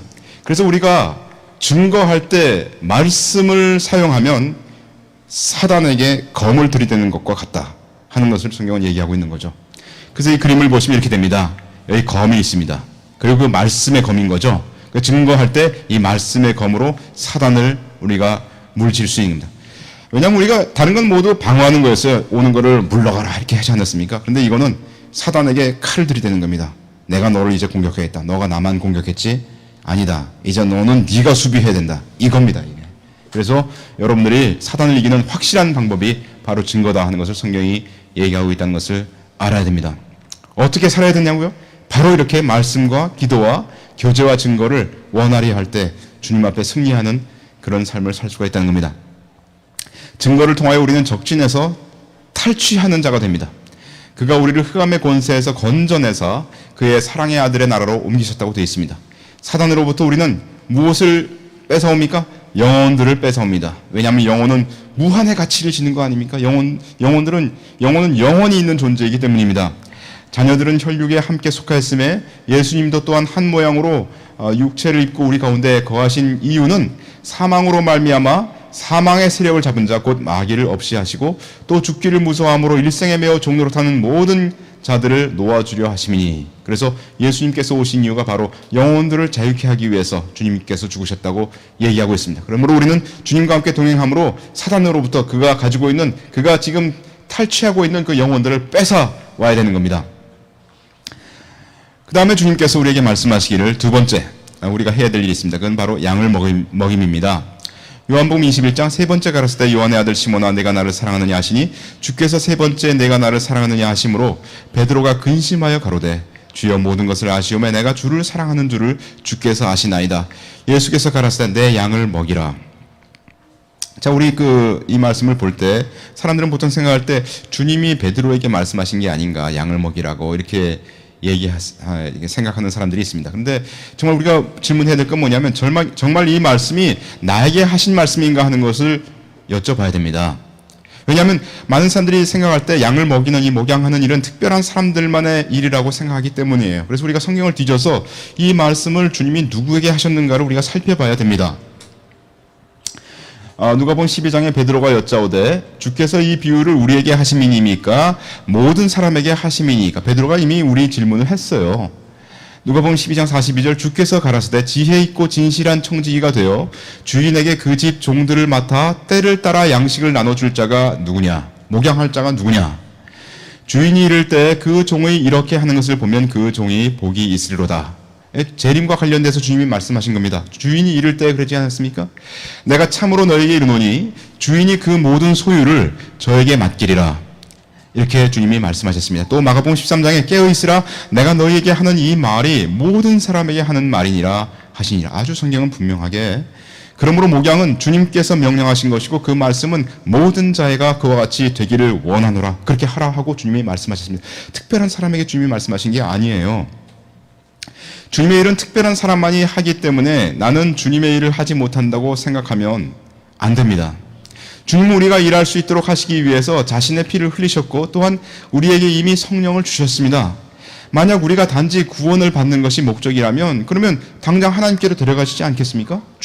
구원을 받는 것만 목적이다. 예? 그러면 여기서 할 일이 없으면 하늘나라로 그냥 데려가실 거예요. 그러나 우리를 이 땅 가운데 남겨두신 이유는 우리가 뭔가 할 일이 있다는 거죠. 주님께서 자신의 생명을 버려서 희생하셨다면 그 생명을 받은 자가 최대한으로 삶을 살아내는 것을 원하실 거예요. 여러분들 여기 결혼한 분들 계시는데 결혼한 분들 그냥 열심히 일하시지 않습니까? 왜 일하세요? 대충 물어보면 10 중에 9는 뭐라고 얘기하냐면 자식들 잘 되게 하려고. 그거 아닙니까? 네. 자식들 잘 되게 하려고. 근데 그 자녀가 잘 되게 하려고 뭘 해요? 어떤 사람은 요새 보니까 서울에 800만 원 가회를 한다고 그러더라. 어제 어떤 사람이 나한테. 세상에. 왜 그렇게 가회를 해요? 왜 해요? 예? 왜냐하면 부모가 희생한 게 헛되지 않도록 하기 위해서. 부모가 원하는 어떤 게 있는데 자녀가 잘 되는 거예요. 그래서 자녀가 잘 되는데 부모가 생각하는 그 자녀의 최대한도로 잘 되게 모든 걸 하기 위해서 부모가 희생을 끝까지 하는 거예요. 근데 생각해 보세요. 예수님은 그런 정도 희생하셨습니까? 예수님은 우리에게 그분의 생명을 피를 흘려 십자가에서 주셨어요. 그러면 예수님이 우리에게 원한 게 뭐겠어요? 우리가 예수님을 믿고 될 수 있는 최대한의 것을 주님이 원하시지 않겠습니까? 저는 그것보다 더 아래의 것이라고 생각하지 않습니다. 주님이 우리에게 요구하시는 것은 엄청난 겁니다. 주님이 우리에게 요구하는 것은 아주 기준이 높은 거예요. 주님이 우리에게 요구한 것은 죄를 짓지 않는 것 정도가 아닙니다. 주님이 우리에게 요구한 건 죄를 짓지 않는 것은 기본이고요.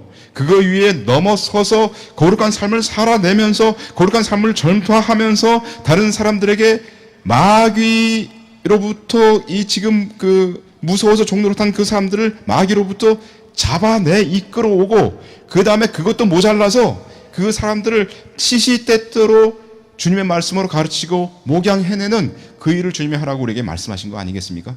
아마 그것도 우리가 성경에서 알고 있는 기본일 거예요. 그거 이상을 주님은 우리에게 원하셨기 때문에 주님이 십자가에서 죽으셨을 거라고 저는 믿습니다. 마태복음 25장에 한 달란트 받은 사람이 나오죠. 한 달란트 받았던 자도 와서 가로되 주여 당신은 굳은 사람이라 심지 않은 데서 거두고 해치지 않은 데서 모으는 줄을 내가 알았으므로. 여기 심지 않은 데서 거두고라는 말은 무슨 말입니까? 투자하는 데 인색하고 타인의 노동력을 착취하는 인물이다 이런 얘기예요. 다시 말해서 우리가 우리 자녀를 위해서 일하는 정도도 희생하지 않는 그런 사람이라고 주님을 본 거예요. 예? 여기 보면 또 25절에 두려워하여 나가서 당신의 달란트를 땅에 감추어 두었었나이다. 보소서 당신의 것을 받으셨나이다. 여기 해치지 않은 데서 모으는 이건 뭐예요? 키질하는 노력도 하지 않으면서 알곡을 모으려는 자라고 얘기한 거예요. 이 사람은 주님이 희생이 그렇게 대단하지 않은 거라고 생각한 거예요. 만약 내가 이 땅 위에서 별로 할 일 없고 그냥 주님을 믿고 그냥 주님의 구원으로 받은 거로 감사하고 그냥 나간다 이렇게 생각하는 자는 어떤 생각을 하느냐 하면 주님의 희생이 크지 않다, 크게 작다 라고 생각하는 것과 같은 것이요. 그리고 그 사람은 주님 앞에 가서 내가 그렇게 말하고 싶지 않아도 내 입에서 저 말이 튀어나와요. 주님은 심지 않은 데서 거두고 해치지 않은 데서 모으는 그런 자 아니었겠습니까? 그러니까 주님이 나한테 줬던 이 한 달란트 여기 그냥 있어요. 나 장사하지 않았거든요. 이렇게 저절로 자기 입에서 튀어나오게 됩니다. 그렇지 않겠습니까? 그래서 주님이 마태복음 25장에 있는 이 말씀은요, 실제로 앞으로 일어날 일이라고 저는 보고 있습니다. 이건 비유라고 생각하지 않아요. 마지막 주님 앞에 섰을 때 사람들이 주님 앞에 할 말이라고 저는 생각합니다. 25장 26절 그 주인이 대답하여 가로되 악하고 게으른 종아 나는 심지 않은 데서 거두고 해치지 않은 데서 모으는 줄로 네가 알았느냐. 그러면 네가 마땅히 내 돈을 취리하는 자들에게나 두었다가 나로 돌아와서 내 본전과 별리를 받게 할 것이니라 하고 그에게서 그 한 달란트를 빼앗아 10달란트 가진 자에게 주어라. 무릇 있는 자는 받아 풍족하게 되고 없는 자는 그 있는 것까지 빼앗기리라. 이 무익한 종을 바깥 어두운 데로 내어 쫓으라. 거기서 슬피 울며 이를 갈미 있으리라 하니라. 그래서 주님은 우리에게 이 말씀을 왜 하셨습니까? 제발 무익한 종이 되지 마라. 내가 너에게 희생을 치른 것은 그런 정도의 희생이 아니거든. 그렇게 주님이 우리에게 말씀하시고 있는 거예요. 자, 그러면 여러분 생각할 때, 그러면 그 도대체 목양이란 거 어떻게 해요? 제가 말씀드릴 수 있는 건 뭐냐면, 제가 목사가 아니고 그냥 소위 평신도인데 제가 그렇게 삶을 살아왔기 때문에 여러분들에게 이 말을 이렇게 하라고 말씀드릴 수 있어서 기쁩니다. 제 경험을 얘기를 한다면요, 한 사람을 놓고 기도하며 전도하는 것부터 목양은 시작돼요.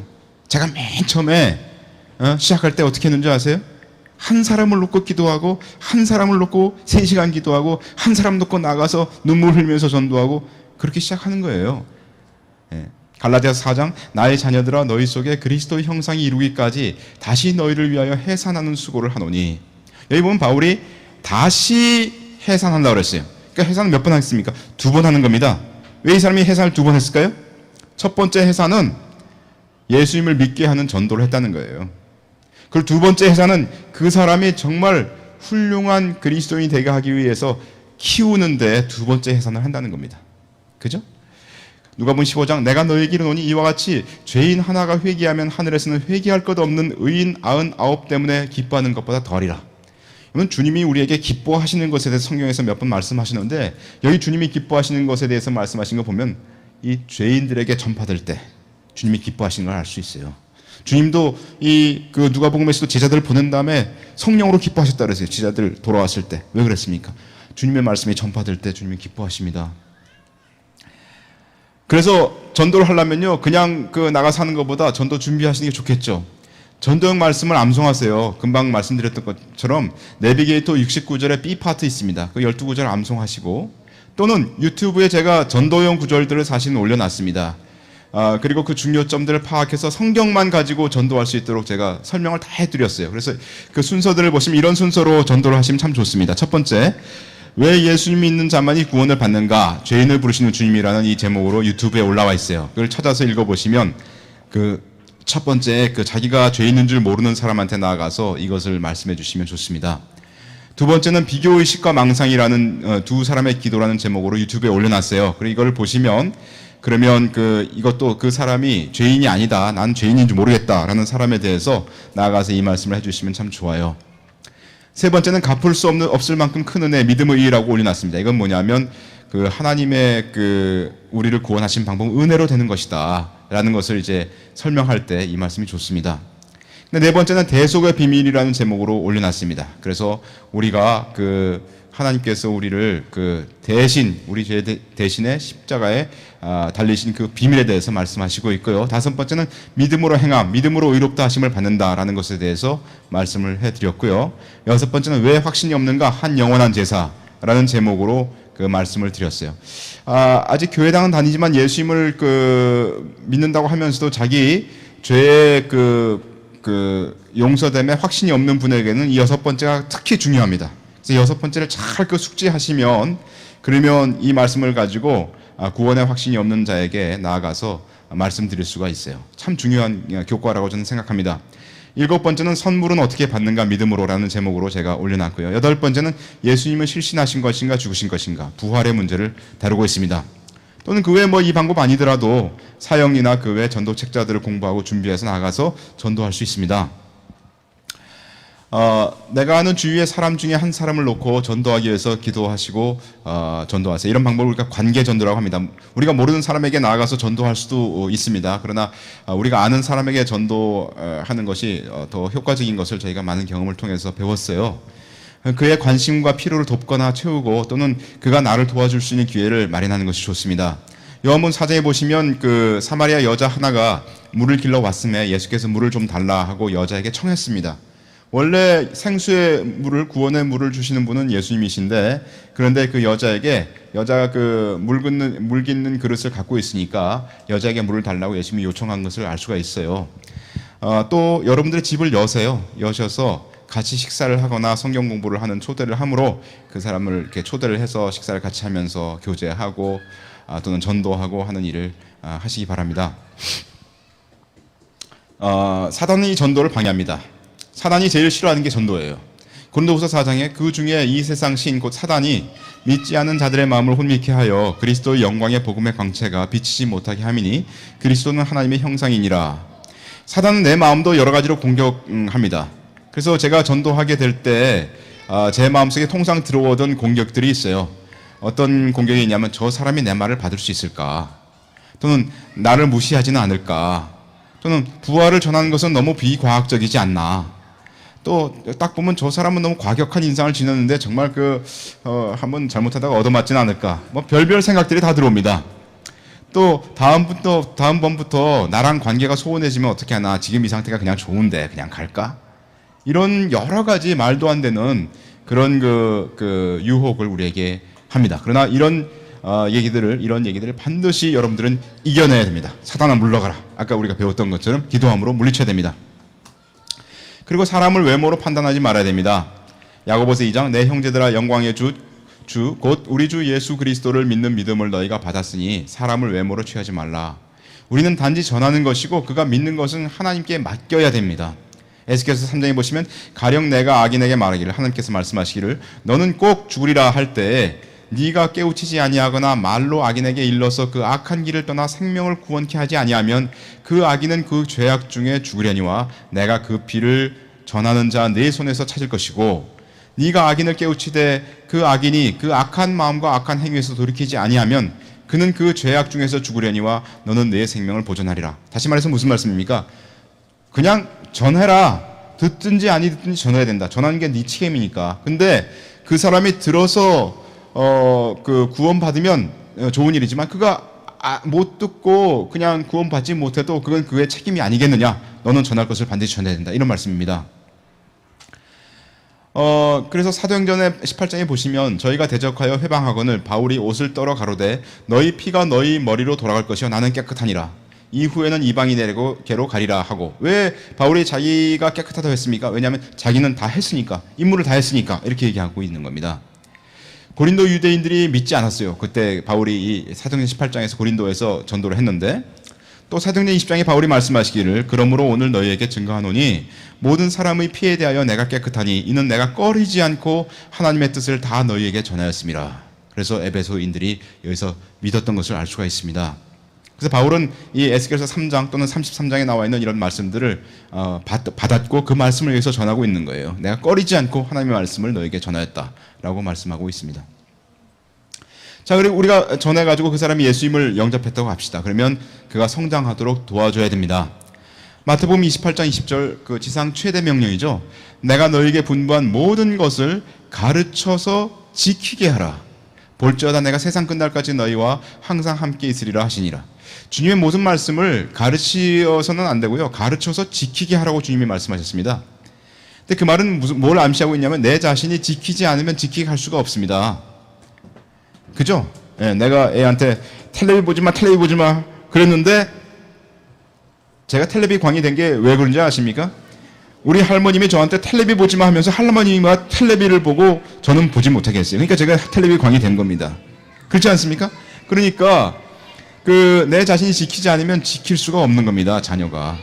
아비와 자녀의 관계가 되면서 이 아비가 본을 보여야 되는 겁니다. 고린도서 4장에 바울 말씀하시기를 그리스도 안에서 일만 스승이 있으되 아비는 많지 아니하니 그리스도 예수 안에서 복음으로써 내가 너희를 낳았습니다. 이렇게 되어 있습니다. 자, 스승과 아비를 비교해 보면요, 스승은 가르치기만 합니다. 그런데 아비는 가르치면서 함께 살죠. 예. 아비는 말보다 본이 더 중요하다는 거, 이건 우리 다 알고 있는 일입니다. 아비는 자녀를 속일 수가 없어요. 막 속이려고 해도 언젠가는 뽀록 납니다. 그죠? 아비는 자녀의 기쁨과 슬픔에 동참하죠. 아비는 자녀의 장래까지 책임을 집니다. 아비는 자녀가 넘었을 때 일으키지 않고는 견딜 수 없는 그런 하트를 가진 사람이에요. 아비는 자녀에게 모든 것을 희생하고 또 줍니다. 제가 이거 아비의 마음을 가진 가장 근접한 그런 동화책이 있을까 생각해 보니까 아낌없이 주는 나무, 여러분들 다 아시죠? 나중에 그냥 허리 잘려, 몸통 잘려, 몽땅 잘려, 나중에 앉아서 나이 들어서 그 남자가 거기 나무에 앉아서 쉬잖아요. 그래서 모든 걸 아낌없이 주는 나무가 바로 아비가 아닌가. 그래서 여러분들은 끝까지 다 잘리는 삶을 살게 될 겁니다. 만약 여러분들이 예수님을 사랑한다면 예수님이 그렇게 말씀하셨어요. 다른 사람이 너에게 띠띠고 네가 원치 않는 곳으로 가게 되리라고 말씀하지 않았습니까? 예, 성령의 인도하심을 받게 되면 여러분들은 완전히 끝까지 다 기둥뿌리까지 다 주게 되는 그런 사람이 되게 될 겁니다. 성장을 돕기 위해서 우리는 일주일에 한 번 이상 그와 함께 해야 될 겁니다. 그래서 자신을 성결케 함 과정, 즉 말씀, 기도, 교제, 증거를 그와 함께 같이 해야 됩니다. 제일 첫 번째 다시 만날 때는 가급적 일주일 이내에 처음 만나는 게 좋아요. 사람 관계라는 게 이상해가지고 처음 예수님을 영접하지 않았습니까? 그리고 그 사람과 약속을 걸었는데 첫 번째 주에 만나지 못하면 만날 확률이 없어져요. 상당히 없어집니다. 그래서 첫 번째 일주일 이내, 주로 3, 4일 내로 여러분들이 한번 만나주면 참 좋아요. 성경과 좋은 신앙서적이나 웹상의 동영상 강좌를 활용하여서 나눌 수가 있습니다. 또 주님 안에 훌륭한 교사들의 책들이 이 상에 많이 나와 있습니다. 문제는 정말 순종하여 내가 정말 그와 동행하고 그의 성장을 돕기 위해서 이런 일들을 실행할 거냐 하는 그 마음 자세가 중요합니다. 사도행전 20장 그러므로 너희가 일깨어 내가 3년이나 밤낮 쉬지 않고 눈물로 각 사람을 훈계하던 것을 기억하라. 완전히 정말 자기 자녀 가르칠 때 같은 그런 모습을 바울 형제님이 보여주고 있습니다. 고린도후서 1장 우리가 너희 믿음을 주관하려는 것이 아니요 오직 너희 기쁨을 돕는 자가 되려 함이니 이는 너희가 믿음에 섰음이라.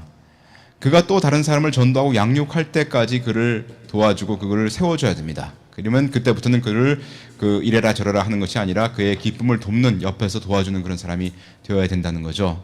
빌립보서 2장 디모데의 연단을 너희가 안 하니 자식이 아비에게 함같이 나와 함께 복음을 위하여 수고하였느니라. 다시 말해서 바울은 디모데를 아들과 같이 생각하면서 양육했죠. 그리고 디모데가 바울과 함께 열심히 수고해서 연단을 받았습니다. 고린도전서 4장 이 때문에 내가 주 안에서 내 사랑하고 친실한 아들 디모데를 너희에게 보내었노니 저가 너희로 하여금 그리스도 예수 안에서 나의 행사 곧 내가 각 교회에서 가르치는 것을 생각나게 하리라. 옛날에 손오공이라는 책이 있었죠. 손오공 보면 이렇게 손오공이 싸울 때 어떻게 해요? 머리털을 싹 뽑아요. 그러면 어떻게 됩니까? 손오공이 분신이 이렇게 쫙 돼요. 적군이 딱 봐가지고 어느 게 진짜 손오공인지 몰라가지고 진다는 거 아닙니까? 그렇게 돼야 된다는 겁니다. 다시 말해서 여기 바울이 디모데를 보냈는데 디모데에 가면 충분하다는 겁니다. 바울이 간 것과 똑같다는 거예요. 왜? 바울이 뭘 하는지 어떤 말을 하는지 디모데가 다 그들에게 전해줄 수 있을 만큼 됐다는 거죠. 주님께서 함께 하실 수 있기 때문에 할 수가 있다는 겁니다. 누가복음 21장 그러므로 너희는 변명할 것을 미리 연구치 않도록 결심하라. 내가 너희의 모든 대적이 능히 대항하거나 변박할 수 없는 구제와 지혜를 너희에게 주리라. 여러분들 어떤 때 전도하다 보면 그런 걸 깨닫습니다. 이 말씀은 내가 전혀 생각해보지도 못했던 그런 것이었는데 그런 깨달은 말씀으로 상대에게 내가 전하고 있는 모습을 보게 돼요. 그게 주님이 여러분들을 가르쳐 주신 겁니다. 그건 필드에서 주님이 우리들에게 가르쳐 주신 것을 체험한다는 것은 다른 사람 아무도 모르죠. 우리 저기 찬송 가운데 주님이 나와 교제한 것은 아무도 모르네 그런 찬송 있지 않습니까? 그런 찬송이 여러분들 그때 생각나요. 고린도서 12장에 내게 이르시기를 내 은혜가 내게 족하도다. 이는 내 능력이 약한 데서 온전하여 짐이라 하시니라. 이러므로 도리어 크게 기뻐함으로 나의 여러 약한 것들에 대하여 자랑하리니 이는 그리스도의 능력으로 내게 머물게 하려 함이라. 그러니까 정말 할 수 있을까는 이겁니다. 여러분들이 참으로 자신의 능력을 의지하지 않기로 한다면 할 수 있습니다. 그러나 여러분들이 내가 뭔가 더 준비하고 내가 뭔가 더 능력이 있어야만 할 수 있다고 생각한다면 여러분들은 실패합니다. 그게 성경의 원칙입니다. 십자가의 원칙이에요. 내가 약할수록 나를 통해서 그리스도의 능력이 드러나기 때문이죠. 좀 더 나가서 얘기한다면 나의 능력으로 하려는 것은 율법주의입니다. 내 힘으로 하려고 하는 거기 때문에요. 주님 필요 없어요. 내가 한번 잘해볼게요. 이런 거거든요. 하나님의 능력으로 되게 하기 위해서 겸손히 하나님을 바라야 됩니다. 고린도후서 12장에 그러므로 내가 그리스도를 위하여 약한 것들과 능력과 궁핍과 핍박과 곤란을 기뻐하노니 이는 내가 약할 그때 곧 강함이니라. 자신의 약한 것을 아는 사람은 기도하게 되고요. 자기의 약한 것을 아는 사람은 공부하게 돼요. 제가 학생들한테 그럽니다. 내가 어쩌다가 공부를 잘하게 된 줄 아니? 비결은 딱 한 가지다. 그거는 내가 머리가 나쁜 것을 내가 스스로 알기 때문이다. 그렇지 않습니까? 내가 머리가 나쁜 사람은요, 자기가 책 5번 읽어야 된다는 걸 알아요. 그래서 저는 시험 보기 전에 항상 책 5번 읽고 갔어요. 근데 내 친구들은 한 번도 제대로 안 읽더라고. 그러니까 성적이 차이 나올 수밖에 없는 거죠. 네, 그런 겁니다. 예수님 섬기는 것도 똑같은 거예요. 예수님 섬기는 것도 내가 부족하고 내가 정말 내 능력으로 할 수 없는 자다라는 것을 아는 사람은 주님을 섬길 수 있는 자인 겁니다. 마태복음 11장 수고하고 무거운 짐진 자들아 다 내게로 오라. 내가 너희를 쉬게 하리라. 나는 마음이 온유하고 겸손하니 나의 멍에를 메고 내게 배우라. 그러면 너희 마음이 쉼을 얻으리니 이는 내 멍에는 쉽고 내 짐은 가벼움이라 하시니라. 주님의 멍에를 메고 주님께 배워야 되고요. 그리고 마음을 겸손히 하면 쉬운 일이라고 주님이 직접 말씀하셨어요. 어려운 일이 아니라고 주님이 말씀하셨어요. 자, 그 다음에 우리가 해야 될 거는 뭐냐면 이렇게 계속 한다고 합시다. 그러면 여러분들은 드디어 가족을 이루게 됩니다. 첫 번째 우리가 해야 될 일은 자신을 성결케 하는 거라고 그랬죠. 예? 자신을 성결케 하는 것은 말씀과 기도와 교제와 증거를 하는 거라고 그랬어요. 그 다음에 그런 일을 하면서 양을 먹이라고 그랬습니다. 두 번째 하는 일이 양을 먹임이에요. 그 다음에 아주 쉬운 일입니다. 그건 뭐냐면 1번, 2번 과정을 계속 해라 이겁니다. 예? 알고리즘 돌리는 거예요. 1번, 2번, 그 다음에 두 루프를 계속 forever 돌려라 이런 얘기입니다. 여러 명의 그리스도의 제자가 이제 생기게 됩니다. 이 일을 반복하면요, 한 명만 생기는 게 아니라 조금씩 생기게 돼요.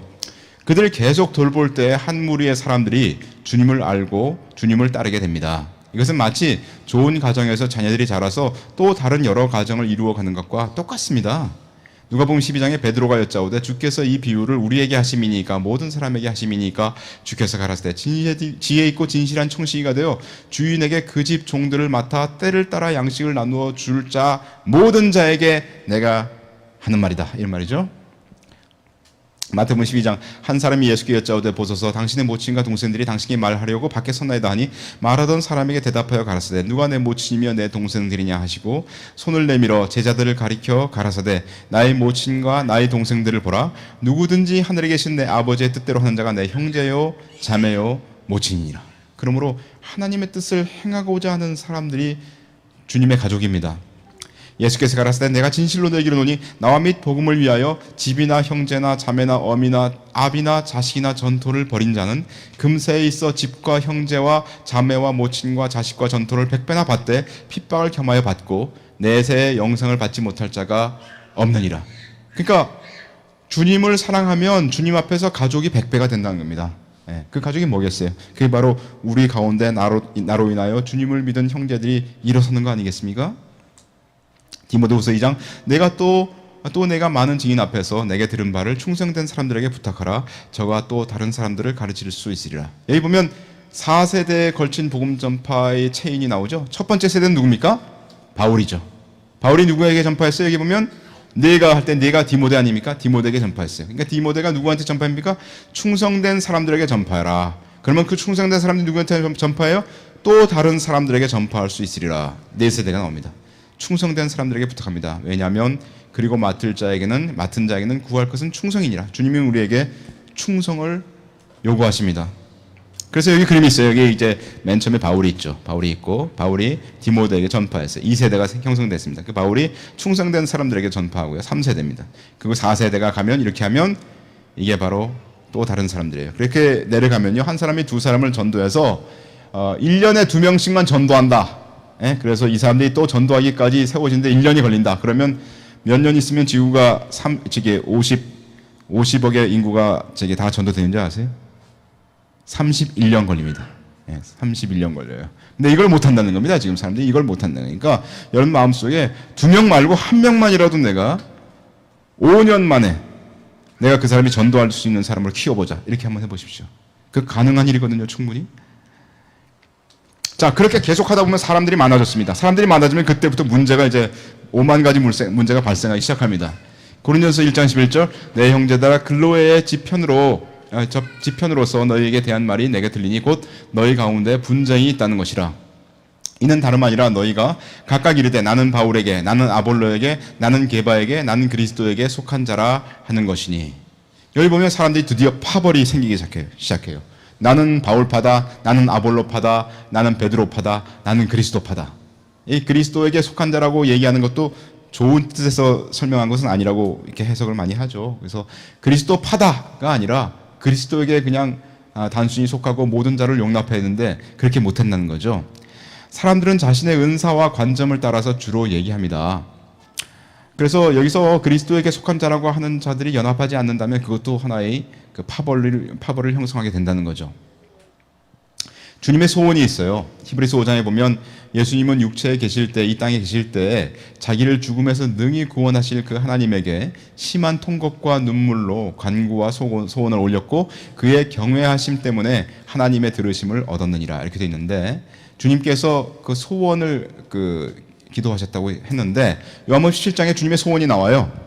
나는 세상에 더 있지 아니하오나 저희는 세상에 있사옵고 나는 아버지께로 가옵나니 거룩하신 아버지여 내게 주신 아버지의 이름으로 저희를 보존하사 우리와 같이 하나님과 예수님께서 창세전부터 하나였던 것 같이 저희 예수 믿는 사람들도 하나가 되게 하옵소서. 이게 주님의 소원입니다.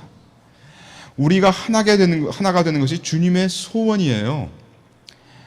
데살로니가 후서 저로 하여금 저는 적그리스도입니다. 적그리스도 하여금 적그리스도의 때에 나타나게 하려 하여 막는 것을 지금도 너희가 안 하니. 이 막는 자가 있어요. 적그리스도의 때에 나타나지 못하는 이유는 막는 자가 있기 때문이다. 불법의 비밀이 이미 활동하였으나 지금 막는 자가 있어 그 중에서 옮길 때까지 하리라. 그래서 이 막는 자가 누군지에 대해서는 의견이 분분합니다. 하여튼 연합하여 하나가 되지 않고 어떻게 불법의 비밀을 막을 수가 있겠습니까? 그죠? 4분 5열 되면 이미 우리 전쟁할 때도 4분 5열 되면 지는 겁니다. 그래서 전쟁할 때는 반드시 연합해야 됩니다. 계시록 14장 4절에 이 사람들은 여자로 더불어 더럽히지 아니하고 정절이 있는 자라 어린 양이 어디로 인도하든지 따라가는 자며 사람 가운데서 구속을 받아 처음 익은 열매로 하나님과 어린 양에 속한 자들이니 그 입에 거짓말이 없고 흠이 없는 자들이더라. 아마도 여기 이 사람들이 막는 자가 아닐까. 총체적으로 한 어린아이라고 이렇게 얘기하지 않았습니까? 그죠? 그래서 여자가 낳은 그 남자아이를 여기서 말씀하고 있지 않나 하고 보는 시각이 있고요. 그렇다면 이 자들은 휴거된 자로서 거짓말이 없고 흠이 없는 주님께서 무엇을 말씀하든지 따라가는 총체적으로 하나가 되어서 막고 있던 그런 자들이다라고 성경은 얘기하고 있다고 해석을 할 수가 있습니다. 그래서 성경에 보면 7가지 하나가 나와요. 에베소 4장 2절 모든 겸손과 온유로 하고 오래 참음으로 사랑 가운데 서로 용납하고 평안을 매는 줄로 성령의 하나 되게 가진 것을 힘써 지키라. 몸이 하나이고 성령이 하나이니 이와 같이 너희가 부르심의 한 소망 안에서 부르심을 입었느니라. 주도 하나이요 믿음도 하나이요 세례도 하나이요 하나님도 하나이시니 곧 만유의 아버지시라. 만유 위에 계시고 만유를 통일하시고 만유 가운데 계시도다. 그러니까 여기 7가지 하나가 나오는데 우리가 그럼 어떤 사람과 그 하나가 되고 그리고 어떤 사람과 하나가 될 수가 없고 어떤 의견이 있을 때 그 의견은 중요하지 않은 의견이고 어떤 의견이 있을 때 그거는 중요한 의견입니까? 하고 기준이 있어야 되지 않겠습니까? 근데 성경에 보면 그 기준을 많은 사람들이 여기 에베소서 4장의 7가지 하나라고 생각을 합니다. 그래서 만약 어떤 사람과 의견이 있는데 이런 몸, 성령, 소망, 주, 믿음, 세례 하나님께서 한 분이라는 것에 대해서 틀린 의견을 가지고 있는 것이라면 그러면 그 사람과는 함께 할 수가 없습니다. 그 사람은 말하자면 이단이죠. 그죠? 그런데 만약 어떤 사람과 의견이 있는데 이런 데에 대한 의견 차이가 아니라 뭐 모임을 10시 할 거냐 10시 반에 할 거냐 점심을 뭐 떡국으로 할 거냐 뭐 이런 거 할 거냐 이런 거 하는 거라면 그런 거 가지고 다투서는 안 돼요. 그런 거는 그거를 주로 관심 얘기하고 목소리를 높인 사람이 그 은사를 가지고 있기 때문에 그 얘기를 하고 있다는 사실을 여러분들이 알 수 있어야 됩니다. 성장하면서 그런 것들을 배워나가는 과정이죠. 그래서 우리는 종파를 넘어선 협력을 해야 됩니다. 마태복음 12장 예수께서 저희 생각을 아시고 가라사대 스스로 분쟁하는 나라마다 황폐하여질 것이요 스스로 분쟁하는 동네나 집마다 서지 못하리라. 사단이 만일 사단을 쫓아내면 스스로 분쟁하는 것이니 그리하고야 저희 나라가 어떻게 서겠느냐. 사단의 세력도 조직적으로 연합하여 일한다는 것을 주님이 말씀하셨어요. 그래서 그리스도인들도 이제 말세가 되면서 주님이 가까이 왔을 때 그리스도인들도 종파를 넘어서 연합 전선을 펴라고 주님이 말씀하시고 있다는 겁니다. 그러면 문제가 뭡니까? 어떻게 연합할 수 있는가 이겁니다. 내가 볼 때 아무리 생각해도 내 의견과 저 사람 의견은 틀린데 어떻게 연합할 수 있어요? 서로 의견이 틀린 사람이랑 연합한다는 건 굉장히 쉬운 일이 아닙니다. 여러분들 같이 살아봐서 아시죠? 여기 부부라면 부부싸움 하는 거 뭐 여러분들 다 아시는 거고, 그죠? 그게 얼마나 복잡한 일입니까? 빌립보서 2장. 아무 일에든지 다툼이나 허영으로 하지 마라. 너희들 다투지 마라. 허영으로 하지 마라. 오직 겸손한 마음으로 각각 자기보다 남을 낮게 여기고, 이 우리나라 말에 낫이 시옷이 있고 지읒이 있어요. 성경은 시옷 낮게입니다. 낮게 여기고 만일 누가 아무것도 되지 못하고 여기 빌립보서 2장 3절에 이렇게 되게 있어요. 남을 낮게 여기고 어떻게 다른 사람을 낮게 여길 수 있을까? 이게 관건입니다. 이게 그 사람과 연합할 수 있는 키입니다. 6장 3절 갈라디아서 만일 누가 아무것도 되지 못하고 된 줄로 생각하면 스스로 속임이니라. 각각 자기의 일을 살피라. 그리하면 자랑할 것이 자기에게만 있고 남에게는 있지 아니하리니. 이게 참 어려운 말이죠. 무슨 말씀인지 잘 모르겠다면 우리 잘 알고 있는 퀵 스터디 바이블 주석에 이렇게 나와 있어요. 자신과 다른 사람과의 비교에서 생기는 그릇된 자존심에서 탈피하는 것이 진정한 사랑의 출발점이다. 스스로 속이는 자들은 자신의 자랑거리를 상대방의 실수와 견주어 평가했던 것 같다. 그러나 자신의 눈을 다른 사람이 아닌 하나님께로 돌려야 한다. 여기 보면 각각 자기의 일을 살피라. 그리하면 자랑할 것이 자기에게만 있고, 이 말이 그 말이다 이런 얘기죠. 남에게는 있지 아니하리니, 쟤 보니까 쟤는 말이야 나보다 이게 못해. 그래서 나는 기분 좋아. 이렇게 하면 자기의 자랑이 남에게 있다는 겁니다. 그죠? 근데 그게 아니라는 거죠. 주님이 나를 희생한 그 절대적인 사랑 가운데, 그 주님의 관계 가운데서 있어야 된다 이런 말이죠. 자, 고린도서 12장에 이제 지체는 많으나 파트는 많지만 몸은 하나다. 몸은 교회를 얘기하죠. 눈이 손들어 내가 너를 쓸데없다 하거나 또는 머리가 발들어 내가 너를 쓸데없다 하거나 하지 못하리라. 각자의 은사가 틀림으로 각자에게 주신 주님의 나타나심을 보고 배우는 자세를 가져야 된다 이런 얘기입니다. 우리는 서로 지체가 된 것을 잊어서는 아니 됩니다. 고린도서 14장 31절 너희는 다 모든 사람으로 배우게 하고 모든 사람으로 권면을 받게 하기 위하여 하나씩 예언할 수 있느니라. 모든 그리스도인들로부터 주님을 배울 수 있습니다. 심지어 그가 오늘 주님을 믿고 오늘 태어난 자라 할지라도 그에게 성령께서 계신다는 것을 잊어서는 아니 됩니다. 아무리 내가 예수님 30년 이상 믿었다 할지라도 지금 태어난 형제 속에 계신 성령님의 말씀하심을 귀 기울이는 사람이 돼야 된다는 거예요.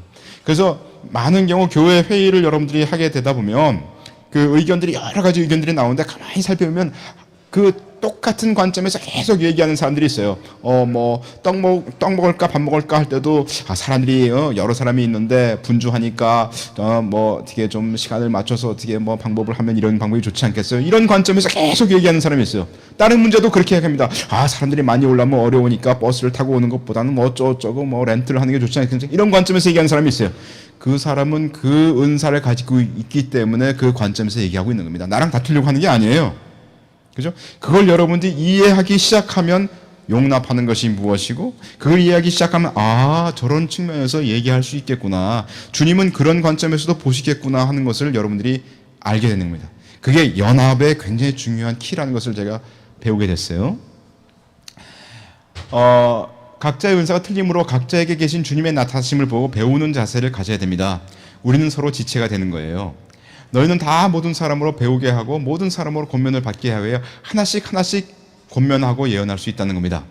그래서 자신이 교회 가운데 할 일이 무엇인지를 알아야 됩니다. 그래서 저 같은 경우는 그럽니다. 저는 처음에 제가 할 일이 뭔지 몰랐죠. 그런데 어떻게 내가 할 일을 알게 되느냐, 이런 문제가 또 발생하는 거 아니겠습니까? 좀 이따 말씀드릴게요. 나의 은사를 알고 내가 감당해야 할 일을 아는 것이 아주 중요한 문제가 되고요. 다른 사람의 은사를 알고 그에게 문의하며 또 다른 형제들이 그와 같은 은사의 봉사를 필요로 할 때 그에게 붙인다는 겁니다. 이런 얘기죠. 예를 들어서 어떤 형제가 저에게 왔어요. 저에게 와가지고 저한테 이런저런 걸 묻습니다. 제가 이제 졸업을 하는데 학생이 이제 신분을 탈피했는데 직장을 가야 되는데 제가 이런 직장을 갈까요? 저런 직장을 갈까요? 물어요. 그러면 저는 물론 제가 기도하고 그를 만납니다. 그렇지만 제가 그런 질문을 할 때 저는 머릿속에 뭐가 나타나냐면 머릿속이 새까매져요. 왜 그런지 아세요? 저에게 은사가 없기 때문입니다. 아주 심플한 얘기입니다. 그러면 저는 그때 어떻게 합니까? 그거는 저쪽 형제가 있는데 저쪽 형제한테 가시하고 그 형제를 토스해줘요. 그게 우리가 함께 주님을 믿는 것, 이게 연합하고 상합하여 그 몸을 자라게 한다는 그 말씀이 거기서 실행되는 겁니다. 아시겠어요? 이거 형제들하고 대화하는데 내가 이 형제를 도와야 되는데 내 은사로서 도우지 못해. 나는 말씀 몇 개는 가르쳐 줄 수 있어. 야, 먼저 주님의 나라와 그 일을 구해. 네가 아무리 월급 반으로 깎이더라도 그런 직장이 있으면 그걸 가 하고 저는 그 정도 말씀으로 권면해 줍니다. 그러나 구체적인 시콜콜한 집안 경제 문제까지 다 겹쳐가지고 누나의 의견, 오빠의 의견, 아빠 의견 이런 게 있는데 어떻게 할까요? 저는 그런 거 모르거든요. 그러면 다른 형제한테 보냅니다. 그럼 그 형제한테 가면 이 형제가 밝아져요. 하고 기분 좋게 와가지고 저한테 한 수 가르쳐요. 그렇게 말씀하시더라고요. 그러냐? 그럼 그건 저 배워요. 그렇게 배우는 겁니다. 그러니까 저는 그런 측면에서 다른 형제를 높게 볼 수가 있죠. 시옷받침 낮게 볼 수가 있는 겁니다. 그게 교회 생활의 축복입니다. 내가 파트인 것을 볼수록 주님은 으뜸되시는 것을 우리가 배우는 거죠. 그게 주님을 높이는 거예요. 그에게서 온 몸이 각 마디를 통하여 도움을 입음으로 연락하고 연결하고 연합하여 각 지체의 분량대로 역사하여 그 몸을 자라게 하며 사랑 가운데 사랑 안에서 스스로 세우느니라. 그러면 문제는 뭐냐면 나의 은사를 그럼 어떻게 합니까? 이런 문제가 발생하게 되죠. 나의 은사를 어떻게 알아요? 자신이 가진 태어난 재능을 말하는 게 은사가 아니에요. 은사가 영어로 탤런트 아닙니까? 근데 탤런트가 이게 잘못된 겁니다. 이게 오늘날 알고 있는 개념이, 어떤 사람이 얘기할 때 피아노 치는 실력을 은사라고 얘기해요. 그래서 사람이 얘기하길 쟤는 피아노를 잘 치니까 주님이 주신 그 은사를 가지고 주님을 섬기면 참 좋겠다 이렇게 얘기하는데 그건 아니에요. 그건 내 실력이죠. 내가 밤잠 안 자고 엄마한테 야단 맞아 가면서 피아노 친 거 아닙니까? 그 주님이 우리에게 주신 거 아니거든요. 물론 총체적으로 궁극적으로는 주님이 나에게 그런 재주를 주셨어요. 태어날 때부터. 그러나 주님을 믿을 때부터 준 건 아닙니다. 예수님으로 말미암아 우리가 예수님을 영접할 때 그 영접함으로 말미암아 준 은사는 아니죠. 은사는 주님을 믿을 때 주님께서 주신 겁니다. 그리고 그 은사는 주님을 섬기라고 주신 거기 때문에 주님을 섬길 때 나타난다는 거예요. 이게 핵심입니다. 주님을 섬기는 것이므로 혼자서 하는 것이 아니고요. 우리가 지체이기 때문에 혼자서는 주님을 충만히 알거나 체험하지 못합니다. 예를 들어서 BMW 엔진 디자이너가 있었어요. 그 엔진 디자이너가 엔진을 새로 만들었습니다. 근데 이 엔진은 너무나 훌륭해요. 소리도 하나도 안 나. 그리고 한번 탁 밟으면 100km까지 금방 그냥 1초 만에 확 달려가. 끝내주는 거죠. 그래서 이 사람이 상상합니다. 야, 이 엔진 달고 이제 나가면 정말 죽이겠다. 진짜 정말 이건 정말 센세이션을 일으키겠다 이렇게 생각했어요. 그리고 그걸 막 상상해서 기분 너무 좋습니다. 그러나 그 사람이 실제로 모든 파트를 다 잡고 다 붙여가지고 BMW 차를 만든 다음에 거기에 타가지고 운전하면서 운전하기까지 하지 않는 한 그는 실제로 그걸 체험하지 못합니다. 그렇지 않습니까? 실제로 그가 갖고 있는 느낌은 진짜 느낌이 아니에요. 실제 느끼지 못하는 거예요. 그래서 나의 은사는 주님을 섬길 때 나타나고 혼자서 섬기지 않고 여러 형제들과 함께 섬길 때 나타나기 때문에 그때 우리가 주의 충만함이 무엇인지, 교회는 그의 몸이니 만물 안에서 만물을 충만케 하시는 자의 충만이니라 하는 것이 무엇인지 그때 여러분들이 그것을 알게 된다는 겁니다. 제가 별명이 돌부처예요. 중학교, 고등학교 별명이 돌부처입니다. 왜 그런지 아세요? 학교 가면 한마디도 안 했기 때문에. 저는 가만히 생각해보니까 제가 자폐한 것 같더라고. 예수님을 믿어가지고 이 자폐에서 벗어났어요. 정말이에요. 그래서 돌부처예요. 그래갖고 그 중학교, 고등학교 때까지 말을 안 했습니다. 돌부처인데, 그런데 어느 날 제가 말을 막 하고 있는 제 자신을 발견했어요. 예수님 얘기를. 제가 예수님 얘기만 나오면 흥분을 가라앉히지 못하고 막 얘기하는 제 모습을 발견했어요. 그래가지고 심지어 그 대학교 다닐 때 제가 예수님 믿지 않았습니까? 대학교 때 그 4학년 때 믿었는데, 그때 저한테 애들이 뭐라 하냐면 너 말짱이다 그랬어요. 너 이렇게 말이 많으냐 사람이. 네. 그러면서 제가 은사를 발견했죠. 아, 내 은사는 주님의 말씀을 전하는 건가 보다. 그걸 그때 발견했어요. 제가 주님을 전하다 보니까 제 은사를 발견하게 되는 거예요. 자, 형제의 위치가 있습니다. 요한 3서 1장. 내가 두어 자를 교회에게 썼으나 저희 중에 으뜸되기를 좋아하는 디오드레베가 우리를 접대하지 아니하니, 이렇게 얘기하고 있습니다. 그 당시에 디오드레베는 으뜸되고자 하는 자예요. 만약 자신이 으뜸되고자 한다면 그건 뭡니까? 예수님이 으뜸이신데 예수님 내려오세요, 이런 얘기가 아닙니까? 네. 으뜸되고자 하는 자는 함께 할 수가 없습니다. 으뜸되고자 하는 자는 교회의 분열만 가지고 오게 돼요. 골로새 1장. 그는 몸인 교회의 머리라. 그가 근본이요 죽은 자들 가운데서 먼저 나신 자니 이는 친히 만물의 으뜸이 되려 하시며. 누가 으뜸이 된다고요? 예수님이 으뜸이 된다는 거예요. 예수님께서 으뜸이신데 디오드레베는 자신이 으뜸이 되려고 하였어요. 그리스도인이란 그리스도께서 으뜸이시고 자신은 아무것도 아닌 무익한 종으로서 자기 자신을 아는 자가 참된 그리스도인입니다. 그렇지 않습니까? 누가복음 11장. 이와 같이 너희도 명령받은 것을 다 행한 후에 이르기를 우리는 무익한 종이라 우리가 하여야 할 일을 한 것뿐이라 할지니라. 이렇게 얘기하고 있습니다. 그게 주님이 우리에게 원하시는 거예요. 너는 참으로 네 마음 스스로 너는 무익한 종이라는 자세를 가지고 나를 섬기기를 바란다. 이게 주님이 우리에게 하시는 말씀입니다. 마태복음 28장. 이에 예수께서 가라사대 무서워 말라. 가서 내 형제들에게 갈릴리로 가라 하라. 거기서 나를 보리라. 내 형제들이 누굽니까? 예수님을 믿었던 그 사도들이죠. 히브리서 2장. 거룩하게 하시는 자와 거룩하게 함을 입은 자들이 다 하나에서 난지라. 그러므로 형제라 부르시기를 부끄러워 아니하시고 이르시되 내가 주의 이름을 내 형제들에게 선포하고 내가 주를 교회 중에서 찬송하리라 하셨으며. 아까 말씀드린 것처럼 우리가 형제가 된 것은 주님의 피로 말미암은 고귀한 상황입니다. 자, 네 번째 있습니다. 이제 어떻게 합니까? 전진해서 나아가야 됩니다. 요한복음 21장. 주님 말씀하시길 내가 진실로 진실로 내게 이르노니 젊어서는 네가 스스로 띠띠고 원하는 곳으로 다녔거니와 늙어서는 네 팔을 벌리리니 남이 내게 띠띠우고 원치 아니하는 곳으로 데려가리라. 그래서 주님의 인도하심을 따라 사는 삶을 계속해야 될 것입니다. 우리가 이렇게 살다 보면 주님께 헌신하게 됩니다. 마가복음 10장. 예수께서 가라사대, 아까 읽었던 말씀이죠. 네가 모든 걸 다 버리면 이 땅 위에서 100배나 받게 될 것이다. 말세에 분명히 주님을 위해서 헌신한 사람들이 일어날 겁니다.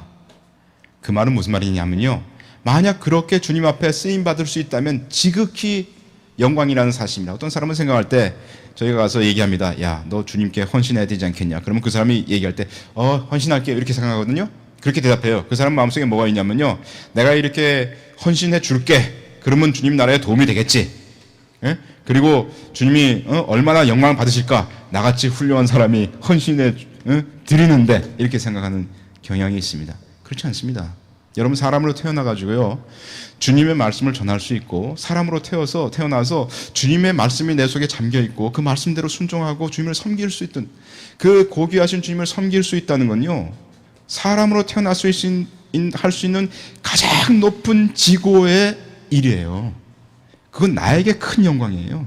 주님이 나를 그렇게 불러주셨다는 게 나에게 지극히 큰 영광입니다. 그래서 어느 형제님 말씀하시기를 그 표현에 뭐라고 말씀하신다면, 주님이 나를 불러주신다면 나는 땅으로 기어서라도 주님 앞에 쓰임받기 위해서 주님 앞에 나아가야 될 거다.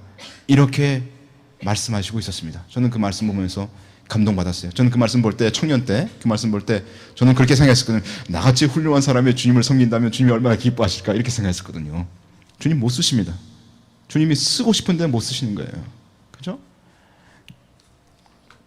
자, 사도행전 4장, 믿는 무리가 한 마음과 한 뜻이 되어 모든 물건을 서로 통용하고 제 재물을 조금이라도 제 것이라 하는 이가 하나도 없더라.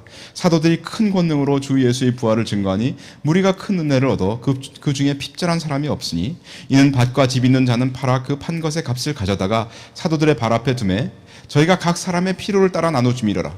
구브로에서 난 레위 족인이 있으니 이름은 요셉이라. 사도들이 일컬어 바나바, 번역하면 권위자라 하니 그가 밭이 있음에 팔아 값을 가지고 사도들의 발 앞에 두니라.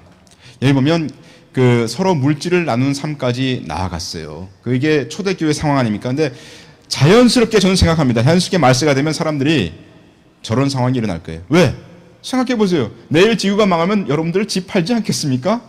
당연히 팔지 않으라 그래도 여러분들은 팔게 됩니다. 정말 주님을 사랑하고 주님이 오신 것이 임박한 것을 알게 되면 그렇게 됩니다. 세상 사람들도 말세라면 재물을 섬기지 않습니다. 고린도서 15장에 보면 내가 범인처럼 에베소에서 맹수로 더불어 싸웠으면 내게 무슨 유익이 있느냐.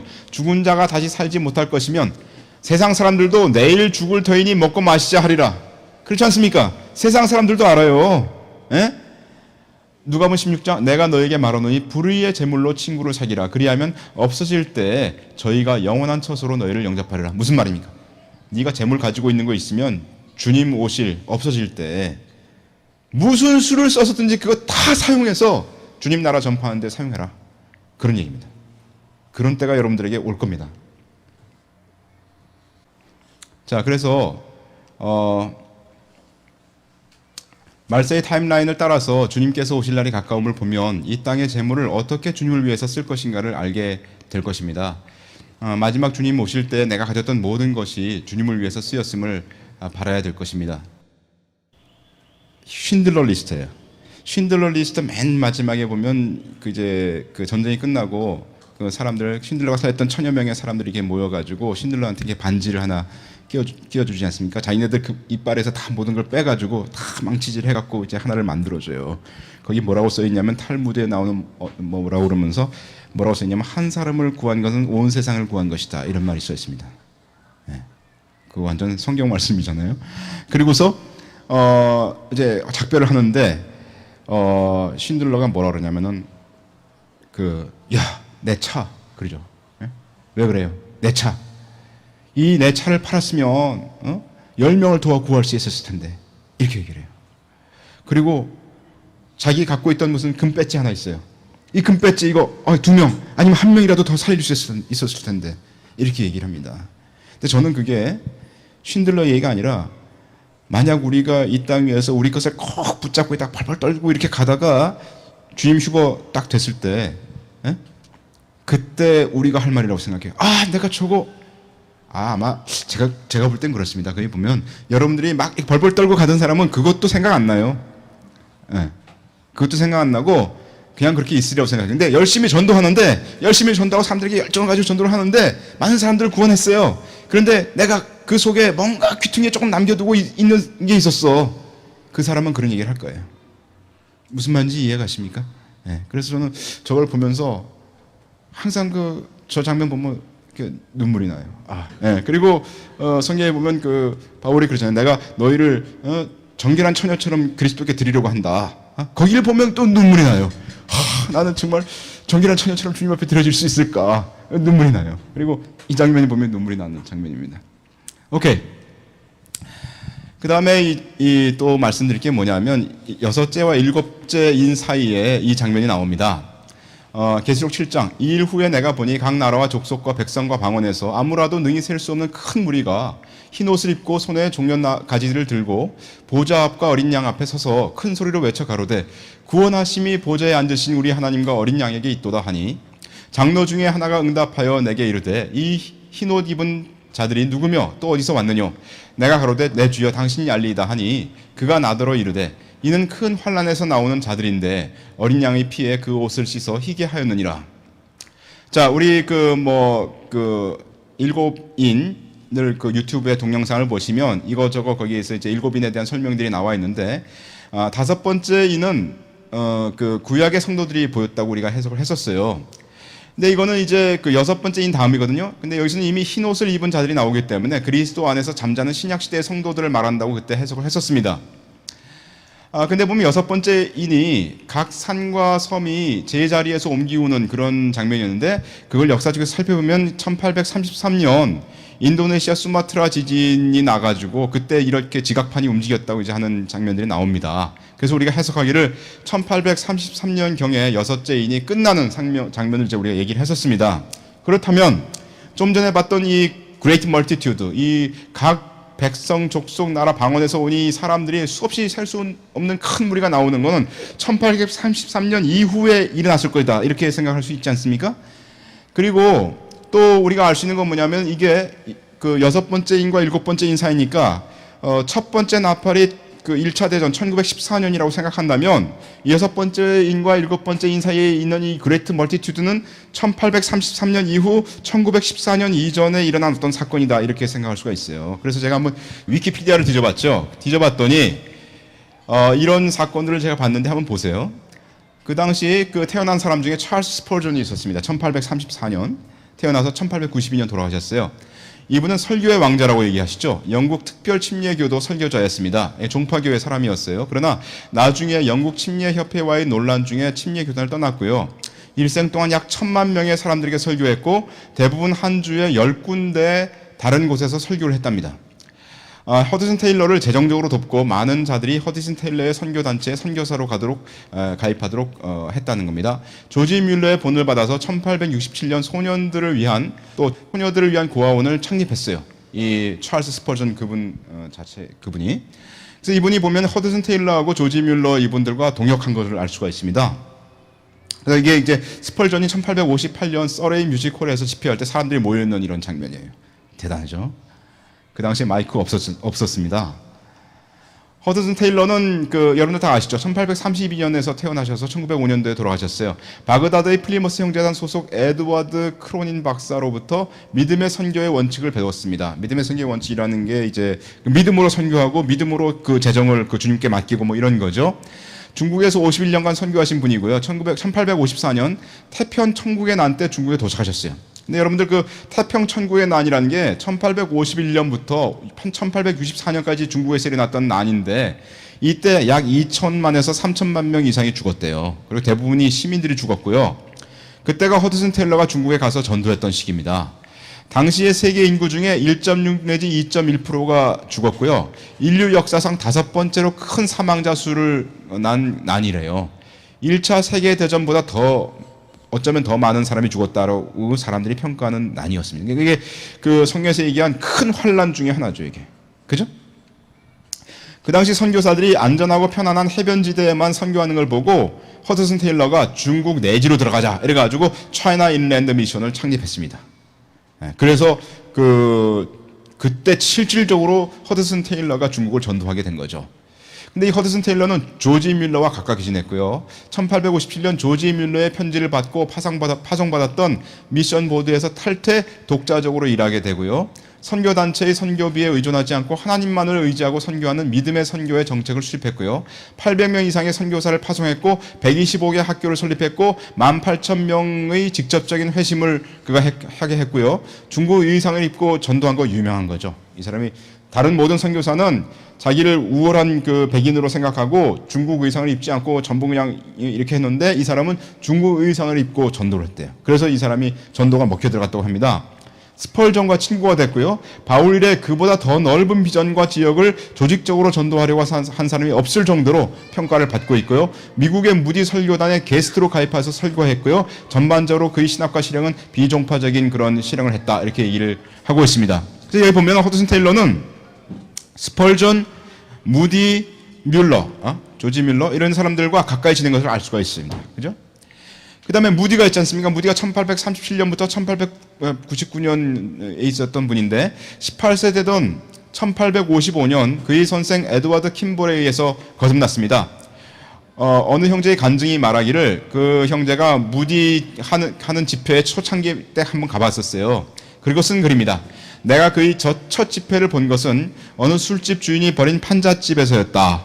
무디는 밤에 거기서 집회를 가졌다. 난 좀 늦게 갔는데 내가 처음 본 것은 몇 개의 양초에 둘러싸여 한 흑인 소년을 붙들고 탕자의 이야기를 읽어주고 있는 그였는데 많은 단어를 읽을 줄 몰라서 그냥 넘어가곤 했다. 무슨 얘기입니까? 무디가 교육을 잘 받은 사람이 아니라서 단어를 몰라요. 영어 단어를. 성경 단어를 모를 정도면 상당히 모르는 거죠.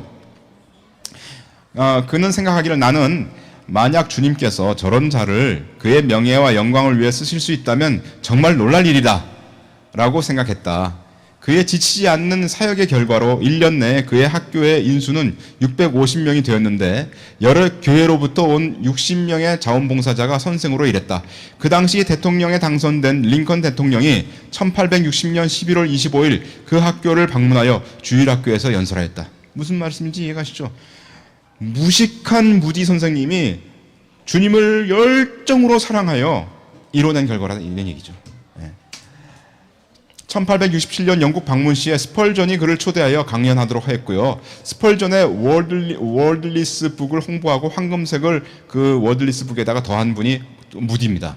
그때 또한 조지 밀러와 사귀게 됐고요. 1872년 영국 방문 시 플리머스 형제단과 사귀게 됐고요. 허드슨 테일러의 내지 선교회를 적극적으로 돕고 그의 회중들에게 해외에서 봉사를 자원하도록 했고요. 스웨덴을 한 번도 방문하지 않았지만 1875년부터 1880년 사이에 스웨덴에서 무디 열풍이 불었대요.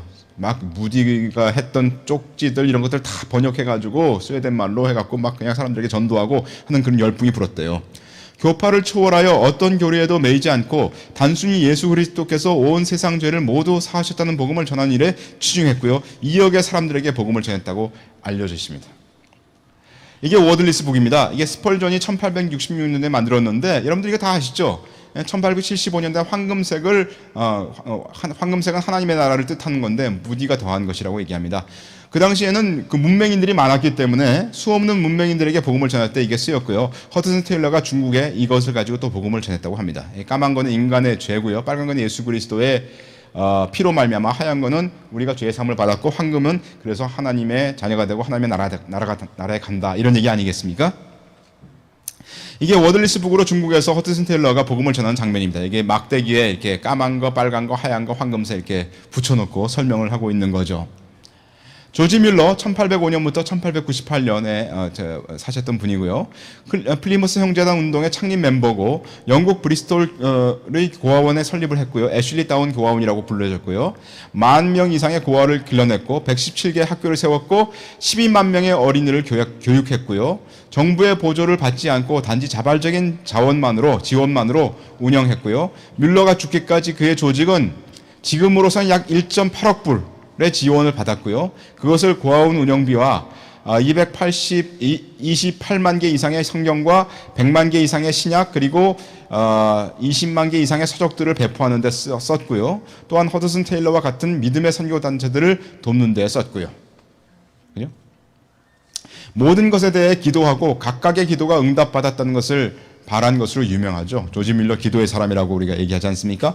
대서양을 건널 때 그가 탄 배가 심한 안개에 들어갔다. 그는 선장에게 다음날 오후까지 캐나다의 퀘벡까지 가야 한다고 말했다. 더튼 선장은 안전 때문에 배의 속도를 늦춰서 그 약속은 못 지키게 될 거라고 말했다. 뮬러는 안개가 걷히도록 기도했는데 선장은 시간 낭비라고 하였다. 뮬러는 기도하고서 선장이 기도하는 것을 막았는데 왜냐하면 선장이 믿지 않기 때문이고 또한 기도가 이미 응답되었다고 믿었기 때문이다. 그 두 사람은 밖에 나왔을 때 이미 안개는 걷히고 없었다. 그 선장은 잠시 후 그리스도인이 되었다. 뭐 이런 기도의 응답이죠. 오직 성경만을 그의 판단 기준으로 삼았습니다. 근데 조지 뮬러 그 책을 읽어보면 조지 뮬러가 우리에게 간곡히 부탁한 한마디가 있어요. 그건 뭐냐면 나는 특별한 사람이 아니다. 그게 그 사람의 메시지예요. 그죠? 나는 특별한 사람이 아니다. 나는 무익한 종이다. 그게 조지 뮬러의 메시지입니다. 당시의 상황을 보면 1차 아편 전쟁이 있었습니다. 1839년부터 42년까지. 그 다음에 태평 천국의 난이 아까처럼 있었고요. 2차 아편 전쟁이 1856년부터 60년까지 있었고요. 미국 남북 전쟁이 1861년부터 65년이 있었고요. 우리나라로 보면 1866년에 대원군은 병인년 정초부터 천주교 금함령을 내려서 몇 개월 사이에 프랑스 선교사 12명 가운데 9명을 비롯하여 남종삼, 정의배 등 한국인 천주교도 8천여 명을 학살하는 그런 시대에 살고 있었습니다. 환란 가운데 있었죠. 당시의 상황, 식민지화를 타고 다져지는 과정과 함께 복음이 전해졌고요. 복음이 전해진 곳에서 핍박이 있었고요. 교회사가 라투렛은 19세기를 뭐라고 부르냐면 위대한 세기라고 부릅니다. 왜냐하면 1819년부터 1914년까지 약 100년 동안 기독교는 남북미, 호주, 아프리카, 태평양 군도, 한국을 비롯한 아시아 여러 나라에 깊숙이 전파됐다는 겁니다. 19세기 한 세기 동안에 이루어진 선교 활동이 과거 1800년 동안 기독교가 미친 영향을 능가하는 것으로 평가되고요. 그게 바로 계시록 7장에 말한 이 일 후에 내가 보니 각 나라, 족속, 백성 방언에서 아무라도 능히 셀 수 없는 큰 무리가 흰옷을 입고 손에 종려 가지를 들고 보좌 앞과 어린 양 앞에 서서 이 부분이 아닐까라고 추정할 수 있다, 이런 얘기죠. 근데 우리가 얘기하려고 하는 건 바로 오늘의 메시지와 관련하여 이 네 사람의 관계를 얘기하고 싶은 겁니다. 서로 돕고 격려하고 본을 받았어요. 그죠? 종파를 떠나서 서로 협력했어요. 나는 이 종파다, 너는 저 종파다, 이렇게 따지지 않았다는 겁니다. 아까 제가 말씀드렸던 그 한 가지, 7가지의 하나라고 했죠? 그거에 맞춰서 그들이 협력했어요. 에베소 4장, 그가 혹은 사도는 허드슨 테일러라고 볼 수 있죠. 혹은 선지자로, 혹은 복음 전환자 무디죠. 혹은 목사와 교사 스펄전이죠. 이는 성도를 온전케 하여서 그 성도들이 봉사는 조지 밀러죠. 일을 하게 하며 그리스도의 몸을 세우려 하심이라. 우리가 다 하나님의 아들을 믿는 것과 아는 일에 하나가 되어 온전한 사람을 이루어 그리스도의 장성한 분량이 충만한 데까지 이르리니, 각 사람이 은사를 발휘하여 총체적으로 많은 사람들을 전도하고 가르치고 훈련시킨 훌륭한 말세에 대한 본입니다. 저는 하나님께서 왜 이 분들을 이렇게 일으켜 세우셔가지고 이렇게 본을 보셨을까? 말세에 바로 우리들을 위한 본이었다고 저는 개인적으로 믿습니다. 네, 그 외의 인물들이 그 19세기 때 많이 있었습니다. 맥킨토시, 우리가 잘 알고 있는 맥킨토시, 모세오경 강해의 저자죠. 다비, 프리무스 형제단을 형성하는 그런 분이죠. 형제단 창설자들은 단순한 성찬 예배가 교파와 관계없이 그리스도인들을 위한 친교의 방편이 되기를 원했고요. 모든 신자가 제사장인 것을 그들은 철저히 믿었습니다. 모든 권위를 성경에 두고 그들은 생활했죠. 현세의 소유와 즐거움 그리고 신분을 부인했고요. 이민과 선교에 대한 강력한 강조로 대략 이 형제단의 1% 정도가 선교하기 위해서 이민 갔어요. 그죠? 그리고 복음이 실질적으로 땅끝까지 전해지는 그런 시대를 열었고요. 19세기는 위대한 전도의 세기라고 불릴 정도로 세계 각처, 각 나라와 족속과 백성과 방언으로 전도해서 기독교는 사실상 세계 종교가 되는 그런 세기가 되었습니다. 마찬가지로 여러분들, 주님 오실 날이 가까운데 주님께서 오실 이 말세에 우리도 이와 같이 선배들의 본을 받아서 우리의 모든 것을 버리기까지 하면서 주님께 헌신하여 영광스러운 주님의 삶을 살아내야 되겠습니다.